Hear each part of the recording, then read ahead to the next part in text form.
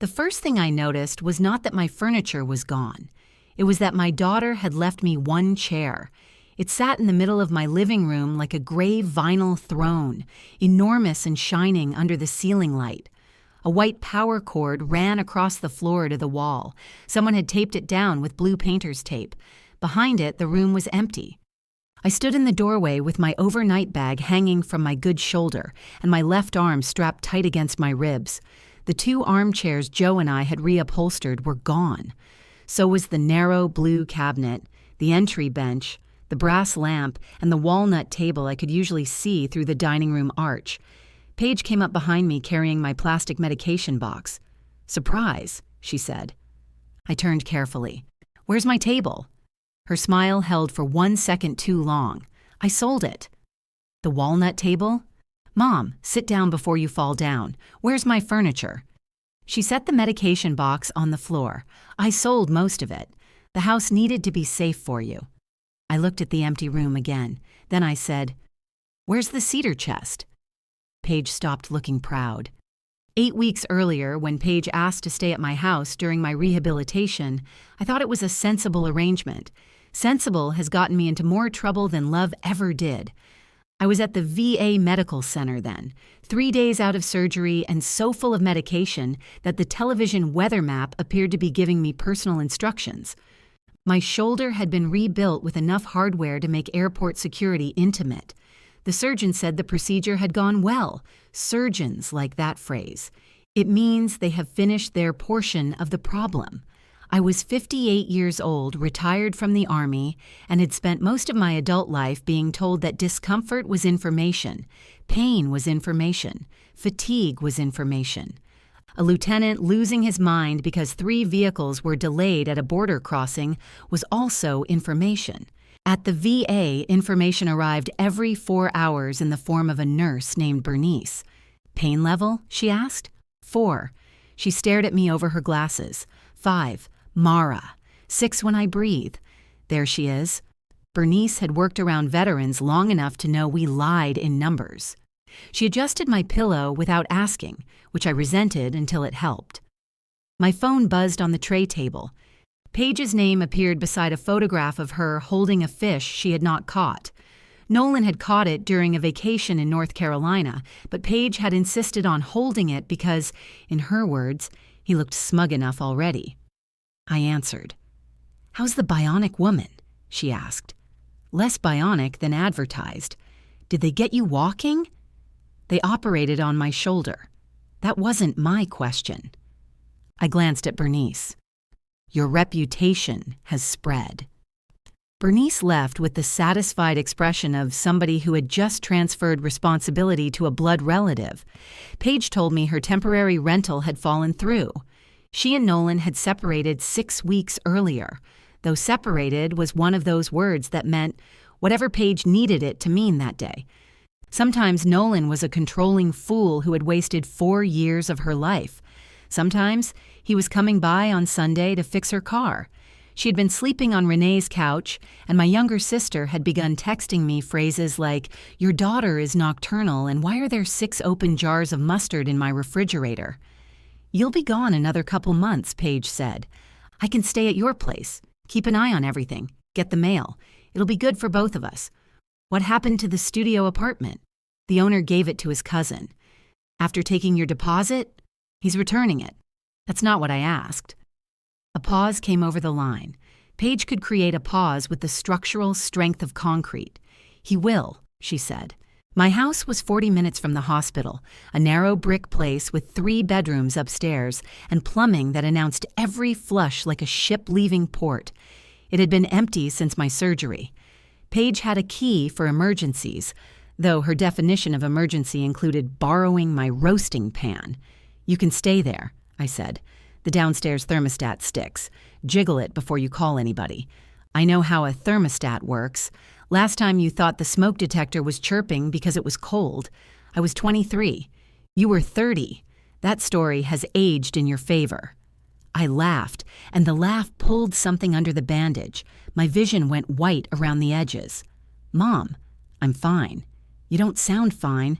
I just had surgery. Fine has been temporarily redefined." Her voice changed. It lost the teasing edge and became quieter, almost formal. "I could get the house ready for you. That should have pleased me." Instead, I pictured Paige at 6 years old standing at the sink on a kitchen chair, washing a plate because I had said everybody contributed. I pictured her at 17, refusing to cry when I left for my second deployment. I pictured dozens of moments when she had offered help and I had improved her method until the offer disappeared. "Water the plants," I said. "Bring in the mail. Don't reorganize the kitchen. Your kitchen is organized like a field hospital. That's why nobody dies in it." She laughed. I heard the relief under it. "Thank you," she said. "I should have stopped there." Instead, I added, "And don't let Nolan move in. Trust me, that is not happening." Nolan did not move in. He did, however, install grab bars in my downstairs bathroom 2 weeks later. Paige sent me a picture of him kneeling beside the tub with a drill in his hand. His dark hair was tied back with one of her green elastic bands, and his expression suggested he had been photographed against his will. "Look who came crawling back," she wrote. I called her. "Are those screwed into studs?" "Hello to you too. Grab bars have to carry body weight." Nolan watched 3 videos. I asked if they were in the studs. From somewhere behind her, Nolan shouted, "Yes, Sergeant Vance." "Thank you, Nolan." He saluted the phone. Paige said, "Tell him not to be an ass while holding power tools." I heard him laugh. For a moment, it sounded like the old version of their life, the one in which Paige complained about the way Nolan loaded the dishwasher, and Nolan pretended not to enjoy listening to her. The photograph touched me more than I admitted. Paige had remembered that I would not be able to climb the stairs right away. She arranged for a rental bed in the small downstairs room that had once been my father's after his stroke. She measured the doorway. She bought a shower stool. She filled my freezer with soups labeled in block letters. The labels were her idea of speaking my language. Chicken, 2 servings, no weird kale, tomato, contains dairy. Do not accuse me later. I showed that one to Bernice during occupational therapy. "Your daughter knows you," she said. "She knows I don't like surprise dairy. She knows you." I pretended to be busy with the plastic clips I was supposed to move from one bar to another. The exercise looked designed for preschoolers and felt like lifting engine parts. Sweat collected under my sling. Across the room, a man with a new hip was swearing at a sock. Paige called every evening for the first 10 days. Sometimes she asked about my pain. More often, she told me what she had accomplished. She cleaned the gutters. She changed the air filter. She found 3 cans of beans that had expired during the Obama administration. "Those dates are suggestions," I told her. "They were swelling. Then they were no longer suggestions." She sent pictures, but they were always close pictures. The gleaming grab bar, a fresh white wall, a stack of folded towels. Once, behind her shoulder, I caught a patch of pale green where the blue cabinet should have been. "What room are you in?" I asked. "The living room." "Why is the wall green?" "Primer." "For what?" "I told you, I'm brightening things up. You don't need to paint. You haven't seen the place in daylight lately. I own the daylight there." She sighed. "It's paint, Mom. It comes in a can. This is not a regime change." I let it go because my physical therapist had told me that stress tightened the muscles around my shoulder, and I refused to give Paige the satisfaction of becoming a medical symptom. After that, her calls became shorter. She was busy, she said. The downstairs needed more work than expected. The old furniture made the pathways too narrow. She had moved a few things temporarily. Moved them where? The garage. Put blankets under the chair legs. I did. Not the green moving blankets. Those bleed color if they get wet. I know. The cedar chest can't sit against the concrete wall. "Mara," she said. She almost never used my first name. "What?" I know how to take care of things. I looked down the VA hallway. At night, the polished floor reflected the exit signs in long red smears. Somebody's television was playing a game show. A cart squeaked past my door, one bad wheel repeating itself. "I didn't say you didn't. You don't have to." She apologized before we hung up. So did I, though neither of us was precise about what we were apologizing for. On the morning of my discharge, Paige arrived 23 minutes late wearing black leggings, my old army sweatshirt, and lipstick too bright for 9 in the morning. She hugged me from the right, careful of the sling. "You look terrible," she said. "You look like you robbed my laundry room. I rescued this from a house where it wasn't appreciated." She took my bag before I could argue and listened closely while the nurse reviewed my medications. Paige asked good questions, better questions than I did. She wrote down the next appointment, set alarms in her phone, and corrected the nurse when she confused my morning pills with my evening ones. That was Paige. She could make you feel completely protected while quietly changing the destination. The closer we got to my house, the more she talked. She told me the refrigerator was stocked, the downstairs bathroom looked amazing, and the new chair could lift me almost to a standing position. What new chair? You'll see. I had chairs. You had traps disguised as chairs. I turned toward her, but she was watching the road too intently. When we pulled into the driveway, I saw scrape marks on the porch boards, wide ones. Something heavy had been dragged through the front door. Paige, don't start before you see it. That was when the uneasiness I had been managing hardened into something colder. Now I stood inside my empty living room asking about the cedar chest, and Paige would not look at me. "It's safe," she said. That wasn't my question. I emptied it first. My fingers went numb inside the sling. "Where is it?" She lifted her chin. "I sold it with the rest." For a second, the room tilted. I reached automatically for the blue cabinet that had stood beside the door for 19 years. My hand met air. Paige caught me under my good arm before my knees made the decision for me. "Easy. Don't. I'm not letting you hit the floor." I said don't, and I heard you. "Sit."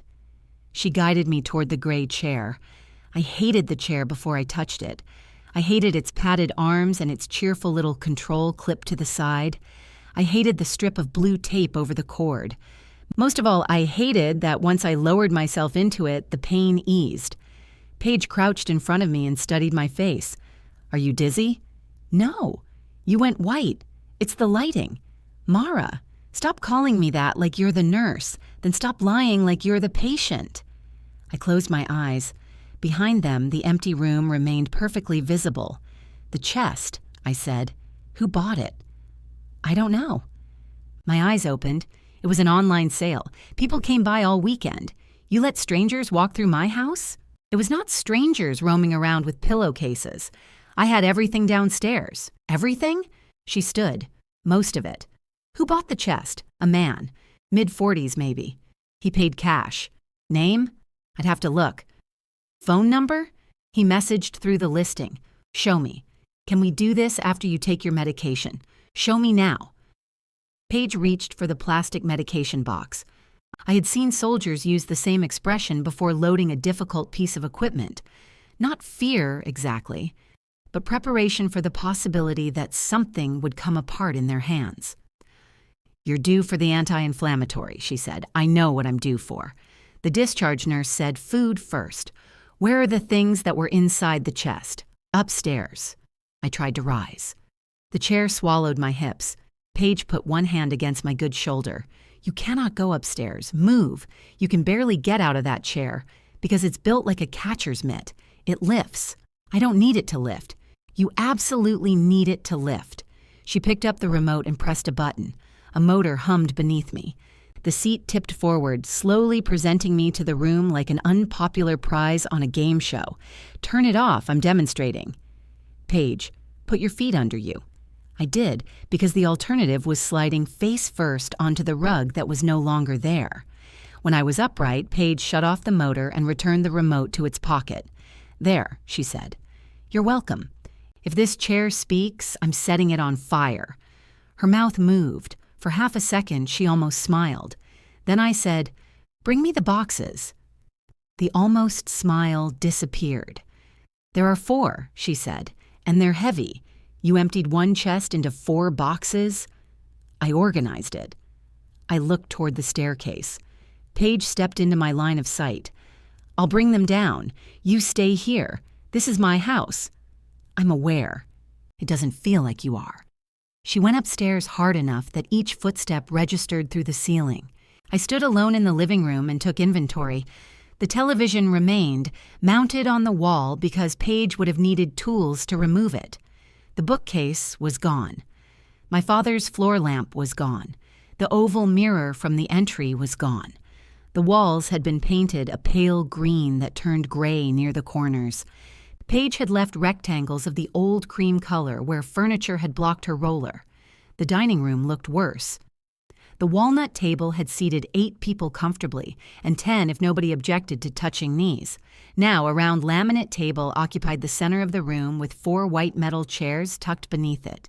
A bowl of artificial lemons sat on top. I picked one up. It weighed almost nothing. "That about covers it," I said.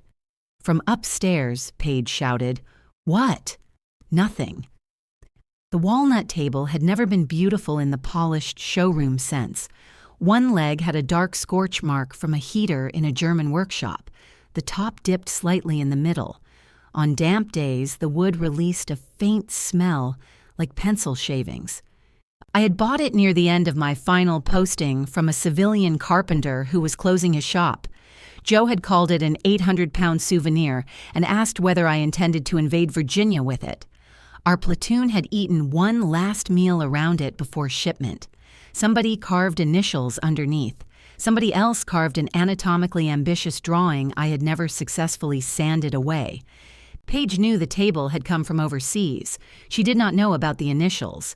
That distinction felt important for approximately 3 seconds. She came down carrying a clear plastic bin against her chest.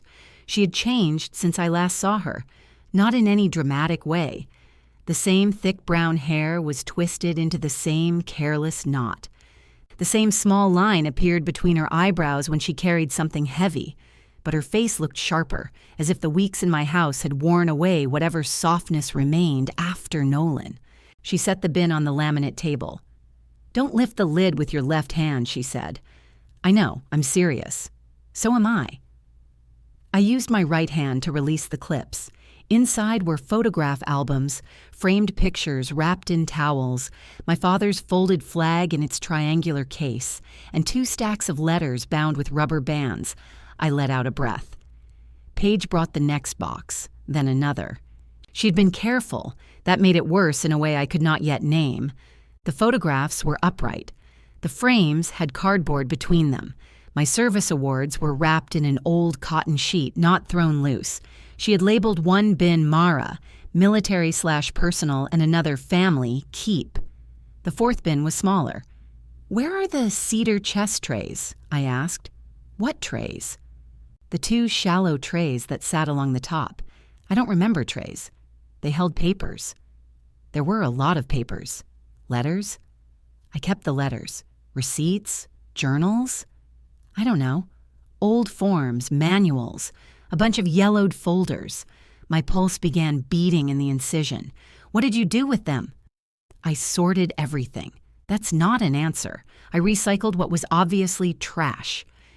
"You decided what was obviously trash. I did not read your private papers, if that's what you're accusing me of. I'm asking what you threw away, and I'm telling you it was old paperwork. Bring me the recycling." Pickup was Thursday. I stared at her. She crossed both arms, then uncrossed them when she saw me notice. "The important things are right there. You don't know what the important things are." "No, apparently I don't. Apparently there's some sacred classification system only available to retired sergeants." "Don't. Don't what? Mention the Army? It's allowed to sell my childhood home, but I can't say the name?" "You did not sell my home. I said it wrong. You've said several things wrong." She turned and walked into the kitchen. I followed too quickly. Pain flared from my shoulder into my neck, hot and immediate. I caught the doorframe with my right hand and waited for the nausea to pass. Paige looked back. Anger vanished from her face. "Sit down. I am not spending my first day home being ordered into that chair." "Fine. Fall somewhere else." She pulled a kitchen chair away from the counter. It was one of the white metal ones, light enough to move with 2 fingers. I sat. Paige opened the refrigerator and began taking out containers. The shelves were crowded with labeled food, yogurt, cut fruit, and bottled water. She had arranged my medication schedule on the door with magnets. Morning pills were yellow, evening pills were blue, appointments were written in red. She moved around the kitchen with the aggressive efficiency of a person refusing to cry in a public place. "I spent 3 weeks getting this ready," she said. "I can see that. You couldn't use the downstairs bathroom before. The tub was too high and there was nowhere to hold on. Your bed was upstairs. Half the rooms had so much furniture you had to turn sideways. I never turned sideways. Everybody else did. I didn't ask you to redecorate. You didn't ask anybody for anything. That's the problem." She placed soup in the microwave and stabbed the buttons. I watched the container circle behind the glass. "How much did you get?" "For what?" "My furniture. I have it written down." "How much?" "A little over $2,600. The number was so low I thought I had misheard. For all of it." "It wasn't an auction house, Mom. People don't pay what things mean to you. They pay more than $2,600 for a house full of solid furniture. It was old. The walnut table alone was huge. It took 4 people to move it, and one of them complained the entire time. Who bought it?" "A couple from Fairfax." "For how much?" $350. I laughed once. It escaped before I could stop it. Paige turned from the microwave. I checked similar listings. "You sold a hand-built walnut table for $350. You bought it used." "That was 30 years ago." "Exactly." "No, not exactly." The microwave beeped. Paige opened it and burned her fingers on the container. "Damn it." She dropped it onto the counter. Soup sloshed over the edge. I reached automatically for a dish towel with my left hand. The pain hit so hard my vision narrowed. Paige was beside me at once. She braced my elbow without touching the incision and waited while I breathed through my teeth. Neither of us spoke. When I could see the whole kitchen again, she said, "You're not supposed to reach." "I know. You could tear the repair. I know. You keep saying you know, and then you do whatever you want." I looked down at her hand supporting my arm. "Is that why you sold everything?" She let go. "I sold it because this house was going to injure you. The house wasn't the danger." "No, of course not." "What does that mean?" "It means the furniture mattered. The house mattered. The army mattered. Grandpa mattered. Aunt Renee mattered whenever you needed a person who agreed with you. Everything had a place here except me." "That's not true. You gave me a key for emergencies. I'm your daughter, and I had emergency access. You had your own home. I had an apartment. There's a difference. You had a life." "Yes, Mara, I did. Mostly somewhere else." The kitchen went quiet except for the refrigerator motor.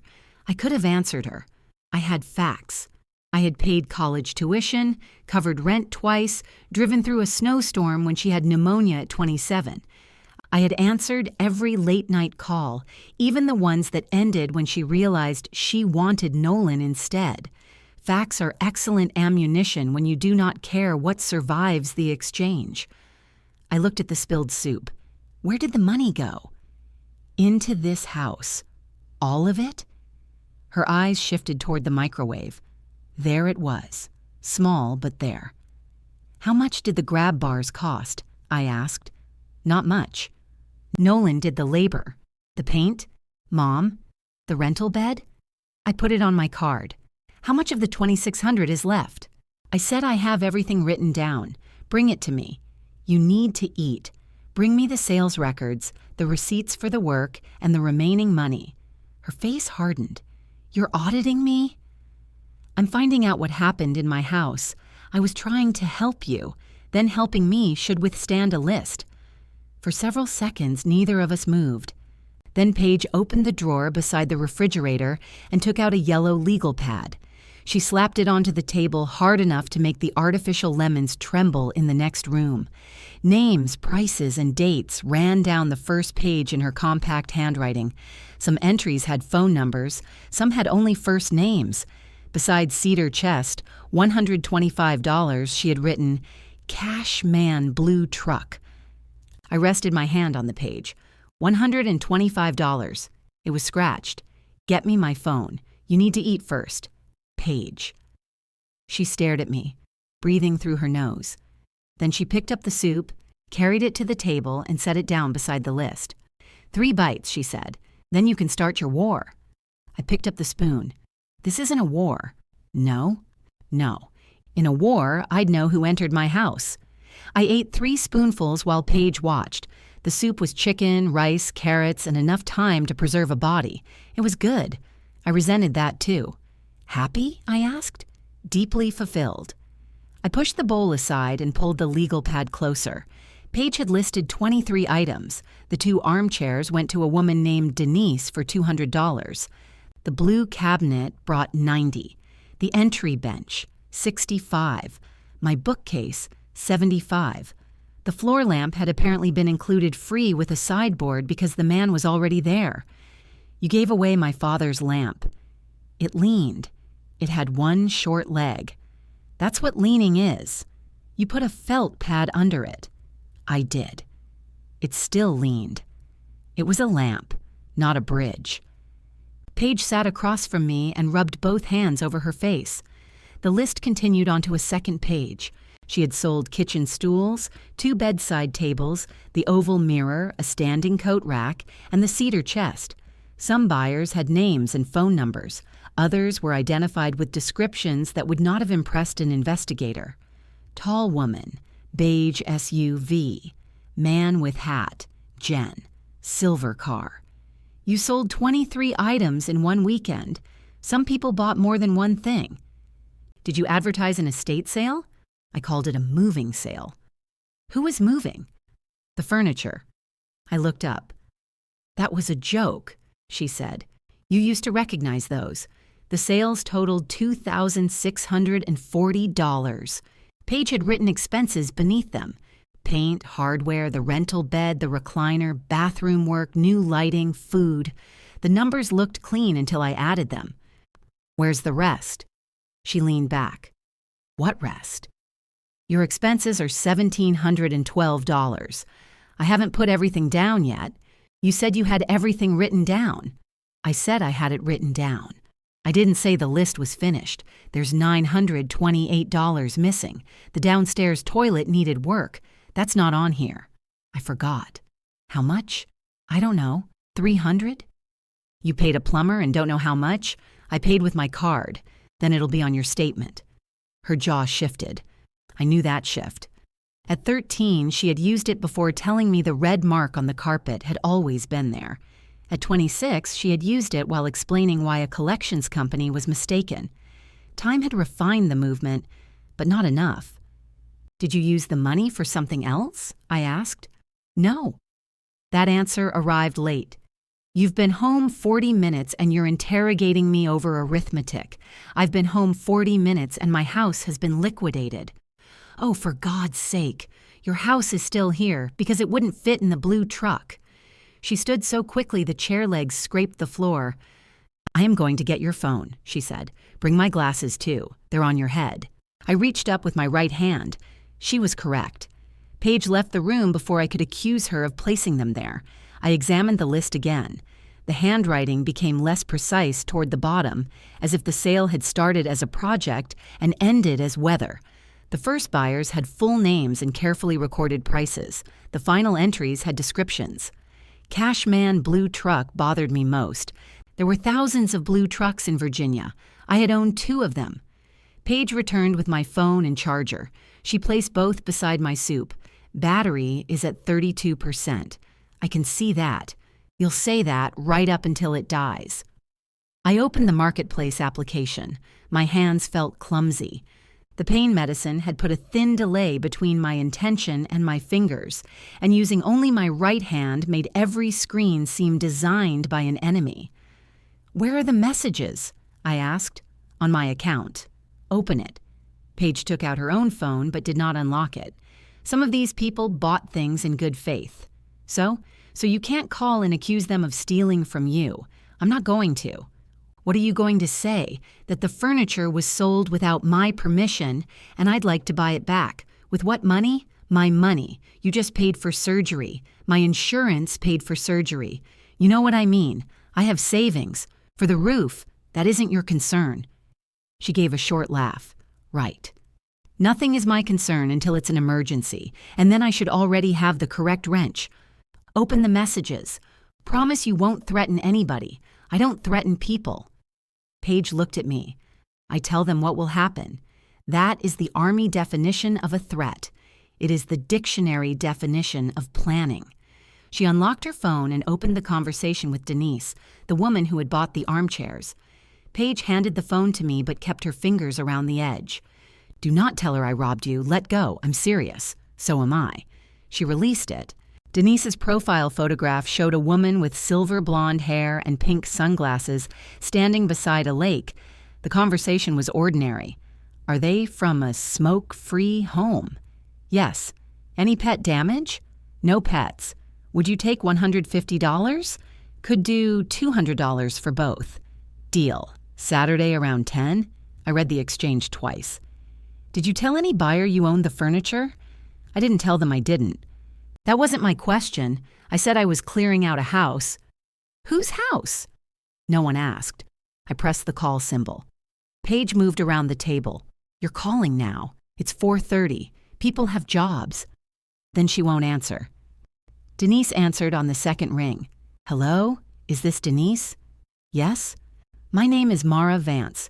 You recently bought 2 armchairs from my daughter, Paige. Across the table, Paige mouthed, Be nice. I remember, Denise said, the green ones. They were brown with green piping, but arguing color would not improve my position. Yes, ma'am, those chairs belong to me. They were sold while I was in a rehabilitation program, and I did not authorize the sale. Silence. Then Denise said, Are you saying they were stolen? Paige shut her eyes. I'm saying my daughter exceeded her instructions. That sounds like a family problem. It is. Unfortunately, your living room is involved. Denise made a sound that might have been a laugh before she stopped it. I continued, You did nothing wrong. I'd like to buy the chairs back for what you paid, plus $50 for the inconvenience. You want both? They were a pair. One's in my sunroom and the other's in the garage. Is something wrong with it? My husband says it smells like cigarettes. It does not. Paige looked toward the ceiling. Denise said, Maybe it's the fabric. The fabric is 12 years old. It has lived a life. Your listing said excellent condition.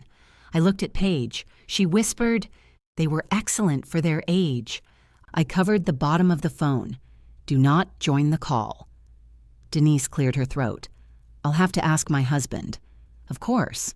And we had them professionally cleaned. How much? $120. For 2 chairs? It was a minimum charge. There was always a minimum charge when someone else knew you wanted something. I'll reimburse that too, I said. Mara, Paige whispered. I ignored her. Denise promised to call back after speaking to her husband. When the line disconnected, Paige took her phone from me. You just offered $370 for chairs I sold for $200. I understand numbers. You can't buy back every item at a premium. I'm aware. Are you? Yes. Because you have that look. What look? The one where a bridge is down and suddenly money is imaginary. I sat back. The soup had formed a skin. Paige put it in the microwave without asking. As it turned, my phone rang. Renee's face filled the screen. The photograph was 6 years old and showed her squinting into sunlight with a glass of wine raised toward the camera. I answered. Please tell me you're home, she said. I'm home. And alive? Paige is evaluating that. Renee exhaled. Good. I'll come by tomorrow. Come tonight. Paige turned from the microwave. There was a pause. Why? I need you to drive me somewhere in the morning. You were discharged an hour ago. Yes, you're supposed to be resting. People keep mentioning that. Renee lowered her voice, which was pointless because Paige stood 3 feet away. What happened? I looked at my daughter. Ask Paige. Paige threw both hands up. She found the surprise. What surprise? Renee asked. The house, Paige said loudly. I made the downstairs accessible. I picked up the legal pad. She sold the walnut table. The line went quiet. Paige's mouth tightened. Renee said, What do you mean, sold? And the chairs? and Dad's lamp, and the cedar chest. You said you were clearing some space, Renee said. I did clear space, Paige replied. Paige, do not use that tone like you didn't tell me the living room was dangerous. I said there was too much furniture. I didn't tell you to sell it. So everybody agrees it was too much, but I'm the villain because I'm the only one who did anything. Renee said my name. I waited. What exactly do you need me to drive you to? The woman with the armchairs may sell them back. At what time? She hasn't agreed yet, so there is currently no place. There will be. Paige set my reheated soup in front of me. Tell her about the doctor's instructions. I heard that, Renee said. Mara, you're not spending tomorrow hauling furniture. I'm not hauling. I have one operational arm. You have one questionable arm and the decision-making skills of a raccoon in a locked garage. Despite myself, I smiled. Paige did not. Renee had always been the only person who could insult me without raising my pulse. She was 5 years younger, 4 inches shorter, and treated punctuality as a colonial superstition. During my deployments, she had been the person Paige called when the washing machine overflowed, when a boyfriend left, when the furnace made a burning smell. Renee had become fluent in emergencies I learned about afterward. I'll come over, she said, but you're not going anywhere tonight. I didn't ask to. Good. I'm bringing food. There's food. Food nobody is angry at. She ended the call before I could respond. Paige leaned against the counter.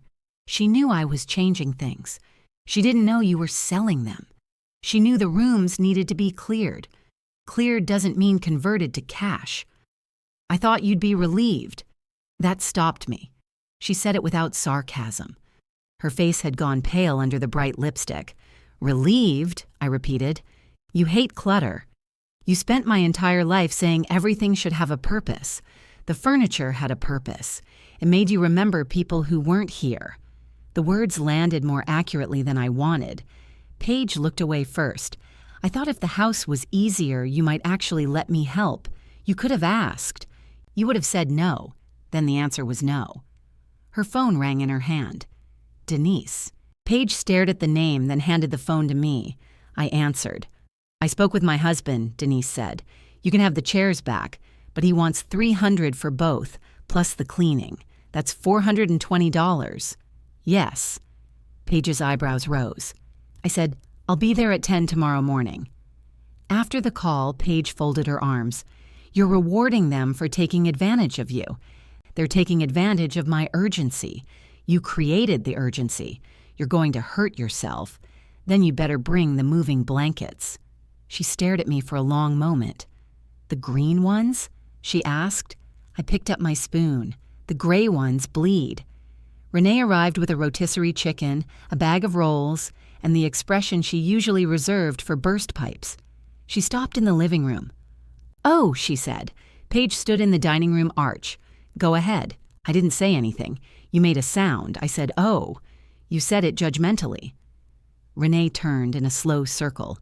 She wore hospital scrubs under a red raincoat, though there had not been rain in 3 days. Her graying hair was clipped up with a plastic claw, and one earring was missing. I thought you were moving some pieces into the garage, she said. The garage was full. With what? I asked. Paige's eyes shifted toward me. Your stuff. My stuff used to be in the house. Renee put the chicken on the laminate table and picked up an artificial lemon. These are terrible. Thank you, I said. They came with the bowl, Paige said. That doesn't mean they have to stay. They weigh nothing, I told Renee. She tossed the lemon into the air and caught it. Sinister.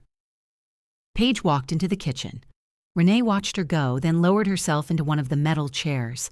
It gave a faint squeak. Your table really is gone. I've been trying to establish that. I knew she was frustrated with the space. I didn't know she was holding a sale. Did you know about the paint? She asked me what color made a room feel larger. And you said institutional green? I said warm cream. She sent me 11 shades that all looked like old celery. I can hear both of you, Paige called. Good, Renee said. Bring plates. We ate in the dining room at the little round table. My knees touched the pedestal if I sat straight. Paige cut the chicken because I could not, then placed a portion on my plate without comment. Renee spread the legal pad beside her dinner and read every line while chewing. "You sold the mirror for $40? It had black spots around the edges," Paige said. "That's called age. That's called the silver backing deteriorating." Renee looked at me. "She's right about that." "I didn't ask for an appraisal." "No, you asked for transportation." Paige stared at the chicken as if considering whether it could be weaponized. Renee reached the expenses at the bottom of the second page. "This doesn't add up." "I already mentioned that," I said. "I still have receipts to add," Paige replied. "For the toilet?" "Yes." "What was wrong with it?" "It ran." "It has run since 2018, I said. "Exactly." "I fixed that twice," Renee said. "You jiggled the handle. That is how your family repairs plumbing." Paige got up, opened a kitchen drawer, and pulled out a handful of receipts. She flattened them on the table. "There. Paint. Hardware. The chair. Food." Renee sorted them. I watched Paige instead. She crossed her arms, uncrossed them, then began gathering bones from our plates. She had been small as a young woman and hated when people described her that way. Not short, small, as if she took up less room in the world. She learned to speak first and decisively in restaurants because servers looked to whoever sat beside her. She learned to become furious before anyone could be disappointed. "You paid $900 for that recliner?" Renee asked. "It's medical. It has cup holders. Disabled people drink beverages. It also has heat and massage. I got the floor model." I looked through the arch at the chair. "It massages?" Paige almost smiled again. I turned that off. "Why?" "You'd call it an ambush." "She's right," Renee said. The chair and the other listed expenses still left $580 missing. Paige claimed she had ordered a removable threshold ramp and some bathroom equipment that had not yet arrived. She promised to find the confirmation emails. Renee did not challenge her further. That bothered me more than if she had believed the explanation. After dinner, Renee helped me change for bed. It was exactly the kind of help I had spent 38 years arranging my life to avoid. She stood behind me in the downstairs room while I struggled with the loose cotton shirt Paige had bought. "Stop lifting your elbow," she said. "I'm not." "You are." "It's attached to me." "I know where it is. Mara, I can see it." Paige waited outside the half-closed door with my pills and water. Her silhouette moved across the gap. Renee lowered her voice. "The furniture was wrong." That is not an adequate sentence. She was wrong to sell it. Better. But you cannot make tomorrow into a campaign. It's 2 chairs. Today it's 2 chairs. By Friday you'll have maps on the wall. I don't own a map of Fairfax. You own maps of places you haven't visited in 20 years. They're in the plastic bin now. Renee pulled the shirt gently over my bandage. I hissed. "Sorry." "You did it right." "I'm still sorry." That was the difference between Renee and me. She apologized for pain even when pain was necessary. I had always considered that inefficient. She stepped around to face me. "What are you actually trying to get back?" "My belongings." "All of them?" "As many as I can." "You have nowhere to put all of them." Paige's point about the pathways wasn't entirely wrong. "Do you want the artificial lemons?" "No. Then don't negotiate with terrorists." Renee smiled despite herself. It faded quickly. "Your body gets a vote now," she said. "That's all I'm saying. My body has always voted. It's simply become louder." Paige knocked lightly and entered with the medication. She had changed into flannel pants and a faded concert shirt. Without lipstick, she looked tired enough to be honest. Renee left after making Paige promise to call if I became dizzy, feverish, confused, short of breath, unusually pale, or more stubborn than baseline. "That last one has no clinical definition," I said. "It does in this house." I slept badly.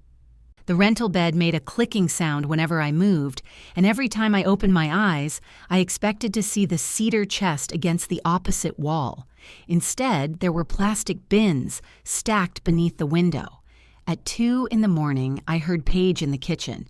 I found her sitting at the laminate table with her laptop open. The cold light flattened her face. She had the marketplace messages on the screen. "You're supposed to call me before getting up," she said. "You were supposed to leave my furniture where it was. Are we going to attach that sentence to everything now?" "For a while." She closed the laptop halfway. "What are you doing?" I asked, making a list with better contact information. That surprised me enough that I sat down without argument. She reopened the screen. "The woman with the blue cabinet is named Holly. She lives in Woodbridge. She painted it." My chest tightened. "What color?" "White." "Of course." She sent me a picture because she was proud. Paige turned the laptop. The cabinet stood in a bright room filled with plants. Holly had painted the outside glossy white and changed the small brass handle to black. The inside was still blue. It looked clean, cheerful, somebody else's. "I can ask if she'll sell it back," Paige said. "Do that." "She may not." "I know. I'm not saying you shouldn't ask. I know." She looked at me. "You don't have to say it like I'm stupid." I didn't. "You do it with your voice." I studied the photograph again. The original color is inside the drawer. "So?" "If she agrees, tell her not to paint inside the drawer." Paige typed the message. At 10 the next morning, Renee pulled into Denise's driveway in her minivan. Paige sat beside her. I rode in the second row like cargo, strapped in between 2 folded moving blankets. Denise's house was a large beige colonial with plastic flowers in the window boxes. The 2 armchairs waited in the open garage. They looked smaller outside my living room. Denise wore the pink sunglasses from her profile even though the sky was overcast. Her husband stood behind one chair with his arms crossed. He was a narrow man in running shoes and a shirt advertising a golf course. "You're Mara?" Denise asked. "Yes." She looked at my sling. "Paige said you were in rehab, but we thought she meant drugs." Beside me, Paige made a choking sound. "No, ma'am," I said. "Shoulder reconstruction." "Oh, well, that makes more sense." "It can be both," Renee said. I gave her a look. Denise's husband slapped the back of one chair. "These are solid." "They were solid when you bought them," I said. "Just saying." "They're older than we thought." Denise pointed to a faint dark patch near one arm. "That stain came up after cleaning. There wasn't a stain. It was under the dirt. They weren't dirty." Paige stepped between us before I could inspect the alleged stain with my nose. "We have the cash," she said. $420, right? Denise nodded. I took the envelope from my coat pocket and counted the bills into her hand. She counted them again. Her husband watched Renee fold down the minivan seats. "We don't load," he said. "Of course you don't," Renee murmured. Paige and Renee carried the first chair. Paige walked backward, directing Renee around the bumper. "Lift your side," Renee said. "I am lifting. You're steering. I'm doing both. You inherited that opinion from your mother." I stood near the garage, useless and furious about it. Denise's husband watched them struggle without moving. "Could you take the other end?" I asked him. "Back issue." "Recent. Comes and goes. Convenient." He frowned, but Paige laughed. A real laugh this time, quick and unwilling. They loaded both chairs. The second one barely fit. Its wooden foot scraped the door frame, and I flinched. "Sorry," Paige said immediately. She knelt to wrap the foot in the gray blanket. Her hands moved carefully over the wood. Joe and I had refinished those feet on a concrete patio with borrowed sandpaper and a bottle of wine neither of us liked. When Paige stood, her hair had fallen loose around her face. "You okay?" she asked. "I'm standing." That wasn't my question. "Yes." On the drive home, Denise sent Paige a message. Forgot to mention husband smokes cigars in garage. Might be smell. No refunds. Paige read it aloud. Renee glanced at her in the mirror. The smoke-free home? Technically, the chairs were in the garage. "For how long?" I asked. Paige checked the date of the cleaning receipt Denise had sent her, since the day she bought them. I leaned my head against the window. $420. The chairs now smelled like a poker room and industrial lemon. Paige twisted around in her seat. I'll clean them. No more cleaning. I know how to clean upholstery. So did Denise. That woman thought sunglasses were a personality. Renee snorted. I looked at the chairs wedged behind me. One green-edged arm pressed against the ceiling. The other rested sideways, its legs pointing toward the rear window. They're brown, I said. What? Paige asked. The chairs. They're brown with green piping. She looked back at them. I always thought they were green. You've known them 12 years. Maybe that's the problem. Renee's eyes found mine in the mirror. I said nothing. When we reached home, Renee and Paige carried the chairs inside and placed them several feet apart in the bare living room. Their old positions were marked by pale rectangles on the floor where the rug had protected the wood. The chairs did smell like cigars. They also looked right. Paige stood between them, breathing hard. Where do you want them? I pointed to the rectangles. She moved the first chair 6 inches. Other way, I said. She moved it back 3. A little more. Mara, Renee warned. Paige put both hands on the chair and nudged it until the feet settled exactly inside the old marks. Then she straightened. There? Yes. She waited. Thank you, I said. Her face changed, only slightly. My phone rang on the laminate table.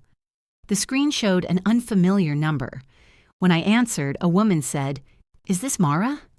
Your daughter messaged me about a blue cabinet. Paige looked at me. Yes, I said. It is. I'm not selling it back, the woman said, but I think you should come see what I found inside the drawer. What did you find? I asked. A photograph. It was wedged behind the bottom drawer. I only saw it because I took the drawer out to paint. What kind of photograph? A strip from one of those booths. 4 little pictures. Paige went still. Who's in them? I asked. You and a younger woman. I assume she's your daughter. Paige looked away. The pictures had been taken at a shopping mall 12 years earlier, 3 days before my final overseas assignment. Paige was 22 and furious with me because I had suggested she renew her lease instead of moving in with a man she had known for 4 months. We'd gone to the mall because she needed shoes for a job interview. She did not buy shoes. We did, for reasons neither of us remembered, squeeze into a photo booth. In the first picture, we looked annoyed. In the second, Paige crossed her eyes. In the third, I was laughing at her. In the fourth, she rested her head on my shoulder. I had thought the strip was in a footlocker upstairs. When can I pick it up? I asked. I'm home this afternoon, the woman said. My name's Holly. I can leave it in an envelope by the door if you prefer. I'd like to come myself. Paige shook her head. Holly hesitated. I don't want this to become uncomfortable.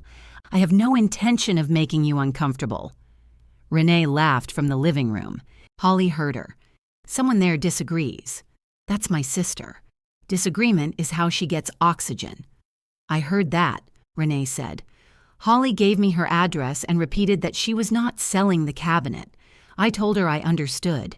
It was almost true. After I ended the call, Paige folded the moving blankets with more attention than the task required. I can go get the picture, she said. I'm going. You already did 1 trip. I rode in a vehicle. You stood around glaring at people. That's cardio for you. Renee pointed at her. That was funny. Don't encourage her, I said. Her delivery has improved. Paige stacked the blankets on the floor.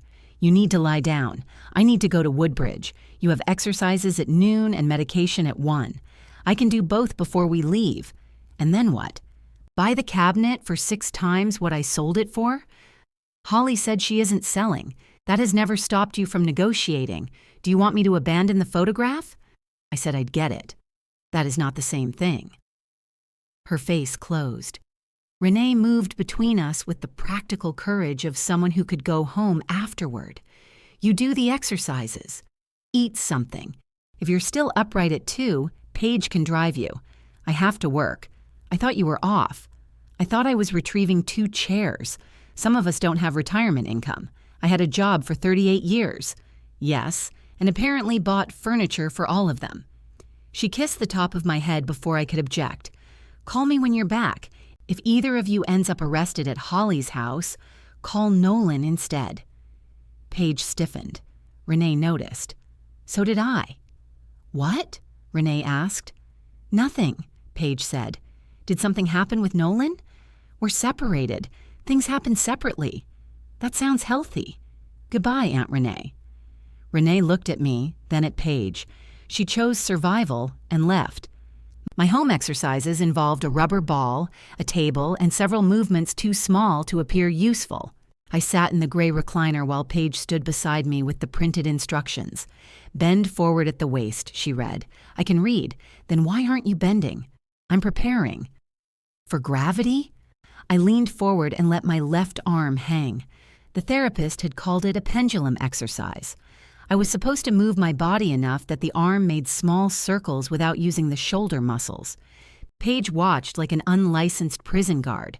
Smaller, she said. That is small. The paper says gentle. The paper has never met me. Unfortunately, I have. On the third circle, pain climbed into my neck. I stopped. You're holding your breath, Paige said. I'm not. You turned purple. Your walls are green. Everything looks purple. She crouched and placed 2 fingers lightly against my wrist, counting my pulse. The gesture was so competent that it irritated me. Where did you learn that? The nurse showed me. Why? Because you lie. I round down. That's lying with arithmetic. She waited until my breathing settled, then handed me the rubber ball. I squeezed it 10 times. On the last repetition, it slipped and rolled beneath one of the returned armchairs. Paige knelt to retrieve it. She paused with her hand under the chair. What? Nothing. She pulled out a small brass tack and placed it on the side table. Jo had used brass upholstery tacks because she said silver ones looked cheap. She had said this while sitting on a concrete floor in sweatpants with paint in her hair, drinking wine from a plastic cup. Paige rolled the ball between her palms. Did she help you with these? She asked. Who? The woman in the pictures. Jo. I looked at her. You remember Jo? You had a picture of her on your desk. That wasn't what I asked. Yes, I remember her. She visited once, twice. She smoked on the porch. She was trying to quit. She told me you snored. She lied. Paige held out the rubber ball. 10 more, she said. I did them. By 2, I was exhausted enough to understand why people surrendered territory. Paige helped me into my coat, buckled my seatbelt after I failed twice, and put a folded towel between the strap and my sling. Her car smelled like coffee and the coconut air freshener she had used since college. Fast food napkins filled the passenger door pocket. An envelope lay on the floor beneath my shoes. I could see red print through the address window. Final notice. When I shifted my feet, Paige glanced down. Leave that. I wasn't touching it. You were reading it. It is printed in red letters large enough for aircraft. She picked up the envelope at a stoplight and shoved it into the center console. Apartment, I asked. It's handled.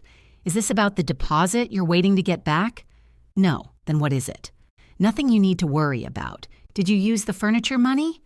Her hands tightened on the wheel. We are not doing this in the car. That sounds like yes. It sounds like I'm driving. The figures were short. I told you I had more receipts for the threshold ramp that hasn't arrived? Yes. And bathroom equipment? Yes. Show me the order confirmation. When we get home. You've had since yesterday. I've been busy recovering your chairs. You sold them. I know. She said it loudly enough to end the conversation. We drove the rest of the way with the radio off. At a traffic light, her phone lit up in the cup holder. Nolan, please just answer me. Paige flipped the phone over. Holly lived in a row of attached townhouses with identical black shutters. The blue cabinet was visible through her front window, except it was not blue anymore. Its white paint caught the afternoon light. Green plants trailed from the top, and a glass watering can sat where I used to keep field manuals and tax documents. Paige came around to help me out. I can manage. I know. I'm still helping. Holly opened the door before we reached it.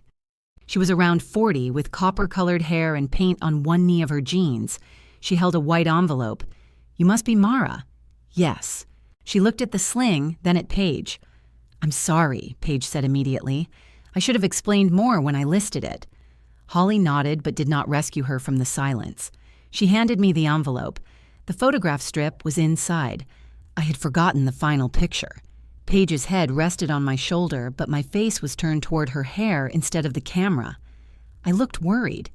You were 22, I said. I know how old I was. You hated those earrings. You bought them. That's why you hated them. Holly stepped back from the doorway. Do you want to see the cabinet? Paige looked at me. Yes, I said. Inside, the house smelled like cinnamon and wet soil. The cabinet stood between two windows. The white paint was smooth, and Holly had lined the shelves with patterned paper. She opened the bottom drawer. The original blue remained inside, faded where folders had rubbed against it. I couldn't bring myself to paint that part, she said. It was such a specific color. I mixed it myself. You painted it? The outside? A long time ago. Paige ran one finger along the blue edge. I thought it came that way, she said. No. Why blue? I looked at the photo strip in my hand. During that deployment, Paige had stopped answering my calls for almost 3 months. She had moved in with the man I warned her about, quit the job she had just started, and treated every question as an accusation. In one of the few pictures she sent, the wall behind her was painted that blue. I had mixed the color from memory because it made the cabinet feel like proof that I still knew something about her life. I liked it, I said. Paige waited. When I offered nothing else, she looked down. Holly touched the cabinet door. I'm keeping it. I don't mean to be cruel, but I put a lot of work into it, and it fits here. I understand. Paige turned toward me, surprised. Holly's shoulders relaxed. Thank you. I walked around the cabinet. Near the bottom, beneath the new paint, was a shallow dent from one of our overseas moves. I put my right hand against the side. It was only wood. That fact did not help. We should go, Paige said softly. At the door, Holly called my name. She looked from me to the cabinet. I paid $90, she said. The hardware and supplies were about $70. If you cover that and give me a week to find something else, I'll sell it back for $200. Paige began to answer. I stopped her with a look. $200, I said, and please don't paint inside the drawer. Holly smiled. I won't. Outside, Paige waited until we reached the car. You could have left it. Yes. You almost did. Yes. She opened my door but did not move aside. I don't know if that's progress or a symptom, she said. Neither do I. She helped me into the seat. As she leaned across to adjust the towel beneath my belt, her phone rang again. Nolan. This time I was close enough to hear his voice through the car speakers when she answered. Paige, where are you? The landlord called me about the money. Paige hit the disconnect button. Neither of us looked at the other. I held the photo strip between 2 fingers. Drive, I said. Paige waited until we were 3 blocks away before she spoke. I was going to put it back. How much? $580. The exact number made the lie worse. Not because it was inaccurate, because she had known it while pretending not to. What did you pay? The apartment balance. Whose apartment? Mine and Nolan's. You moved out 6 weeks ago. That doesn't erase the lease. You told me the landlord was returning your deposit. He is. Maybe. Once the balance is settled. What balance? The last month. A utility charge. Damage to the kitchen counter. I looked at her. You damaged the counter? Nolan put a hot pan on it. Nolan owns oven mitts. You want his number so you can ask. He's been calling you, I noticed. She accelerated through a yellow light. My shoulder pulled against the seatbelt and I caught my breath. Paige immediately slowed. Sorry. I adjusted the folded towel. You took money from the furniture sales to pay an apartment bill. I borrowed it. Borrowing involves asking. I was going to replace it when the deposit came. You do not know if the deposit is coming. That's why I had to clear the balance. You told me every dollar went into the house. I knew how you'd react. That sentence has protected more bad decisions than body armor. Can we not do army metaphors for one conversation? I wasn't speaking metaphorically.